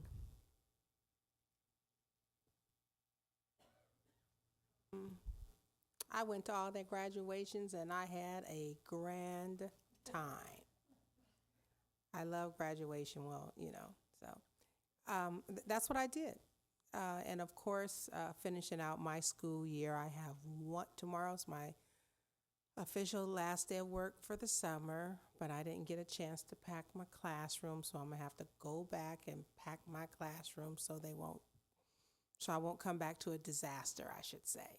So, but graduation was fun. The kids were like super excited. Man, I almost ran off the stage because one of the students threw some money on the ground. Okay, so anyway, but I did promise I was gonna behave, and I behaved pretty well. Don't you guys think I behaved pretty well on the stage? Yeah, I behaved pretty well. Everybody was my baby. Oh, my baby. Oh, this is my baby too. This is my baby too. So very excited to see the kids excited at each one of the graduations. It's just beautiful. So I love graduations. Okay, that's it. Thank you, Board Member Stewart. Good evening. So the first event that I attended was on May 27th, and this was a dedication ceremony. It was a plaque that's put in front of our city hall. There's like an area across the street from the library, if you know. And it was to honor all of the Bellflower alum that were killed in the Vietnam War. And I joined my colleagues, or my city council colleagues, well, I guess not colleagues, but my partners, Dan Coops, Victor Sanchez, and Mayor Santa Inez. And it just was a really great event. The ensemble, they sung, they were beautiful, they sung the national anthem. A lot of friends came and family members came and spoke about some of their classmates and the people that had died in this war. And so I just want to say thank you so much again to all the people that serve our country, and that you guys are just a blessing for what you do and the fact that you protect our country and others. So I thank you. It was a beautiful event. Next, I attended all 3 graduations as well, Somerset, Bellflower, and Mayfair with my board colleagues. Huge congrats to the class of 2023. The ceremonies were awesome. I had a great time just being on stage, congratulating students, even just meeting beforehand with our executive cabinet and our colleagues, getting to know more about each other. We're all still new, learning each other, so that was really a fun time for me. This past Saturday, I went to a women's empowerment tea at Progress Park in Paramount. It was hosted by Dr. Linda Timmons. Mayor Isabel Aguayo was there, along with the entire Paramount City Council, Brenda Olmos, Annette Delegadio, Peggy Lemons, and Vilma Cuellar Stallings. Paramount is one of the few cities that has an all-women's city council, which I just think is amazing. And they also had a couple of their board members were there. I was able to meet and talk with their board president, Diane Martinez. And again, it was just a very beautiful event. It was very inspiring. I was able to spend time with a lot of just powerful leaders and great women. And so that was really a fun time. I just added 2 bullets as we've been here, but I just also wanted to say that I had some discussions with our prior student board member, Christopher Mendoza, and I'm really looking forward to talking more about that position. I really like the things that I've heard from him. I believe that student input on our board and in our district is very important, and so I look forward to hearing from him hopefully soon about his thoughts. And I just believe that he has a lot of thought. Obviously, you guys have seen him for a long time. He's very amazing. He asks the best questions. He's very smart. But I would like to hear his perspective because this is his position that we're replacing. So whether we agree or disagree, I think that we need to hear that perspective, and I look forward to hearing that from him and our others in the future. Also, I didn't know, I do read my board book, but I didn't know that you guys were even presenting tonight, CSEA and BTA. So I'm very excited to see that and to have you guys on. It's something that a lot of other districts do. I think it helps with just, us being able to hear about negotiations, bargaining, things like that. And I, again, think the more we work together, the better. So I'm really excited to see that happen. Today was my last day of school, so I'm really excited about summer break. I am teaching summer school. I'm doing 8th grade math, so I'm really excited to get back into the classroom. And I hope that if you're not teaching, that you have an amazing summer. And if you are, I hope that it's fun and all the kids are amazing. So thank you so much. Thank you, Board Member Stewart. Board Member Critchfield. Thank you, Madam President. Again, thank you everybody who spoke tonight. I really do appreciate it. And sorry for my tardiness, colleagues, staff. I had Long Beach City College had their graduation today, so it was a long day, a little tired, but I'm glad I'm here. I did a bunch of stuff this I guess a couple weeks. It's been a couple weeks. But I mean, just follow me on IG. You can see it all. At Brad Bellflower, USD. But the graduations, that was a long 3 days, and that was like the best 3 days. That was really, I knew it was going to be fun. I knew it was going to be exciting, but I didn't realize it was going to be that much. And a lot of feelings came up while we were up there. And it really, it made me want to do even more from this dais, and it really made me think, as they crossed the stage, the students that I did recognize that I have talked to, I'd get goosebumps when they would walk up, and it was great seeing everybody, but I just I remember thinking to myself, I want to have more goosebumps next year. So it really made me think about how much I want to be engaged over the next year and really be on sites and just really get to know the students and really connect with them over the next year too. So that was a great takeaway from it, but it was really cool overall. That's it. Thank you. Thank you, Board Member Critchfield. I echo all of my colleagues' sentiments as well. And I do want to also say that we are going through a transformation. I want to just remind everybody of that. And that through those transformations, there's always, some pain. And change is never without that pain. But I know, and I can already see, if you just look at our agendas, we had a public hearing where you were able to come up and give us your actual ideas and your input. That is exactly where we want to take this district. So I think that it is going to be kind of rocky trying to get where we want to be. Just my observations from what's going on, it may take us about 2 years, and that's just reality. That's where we are. So I want to just make sure that you understand that you do have a board who wants to listen, who will listen. You have a staff that is putting in those extra hours. They're giving you your presentations. They're more accessible. So, superintendent who has a plan. I think that we're in a very, very unique position where we can make those really profound changes for our kids. And we will find that, that revenue that we need. But it's going to take all of us. It really is. I'm willing to continue, the struggle, the fight, so that way we can all, show that we are working for our kids and that teachers are doing it, our classified is doing it, our staff members, everyone. from the top all the way down and from down all the way up again. But it is going to have some time, take some time. With that said, I also want to kind of make a PSA announcement. If there are any teachers out there who are really interested in change and making sure that we have that input and want to join a team, in a district that is going through that change that they really want to see, come talk to us. And if you have any friends that are looking to make that type of change, please let them know that we are here to talk to them. So that way, I can tell you it's at my doorstep. I got a Downey card from DI schools, and I'm upset. Like, why is this coming to my house? I should not be getting Downey DI schools coming into our district, but they did. So I say we need to make sure that we are better, that we are getting, those kids, and that we are, making sure that we're getting those that ADA funding that we need in the long run. So I'm really, really willing to take that challenge. I hope you are too.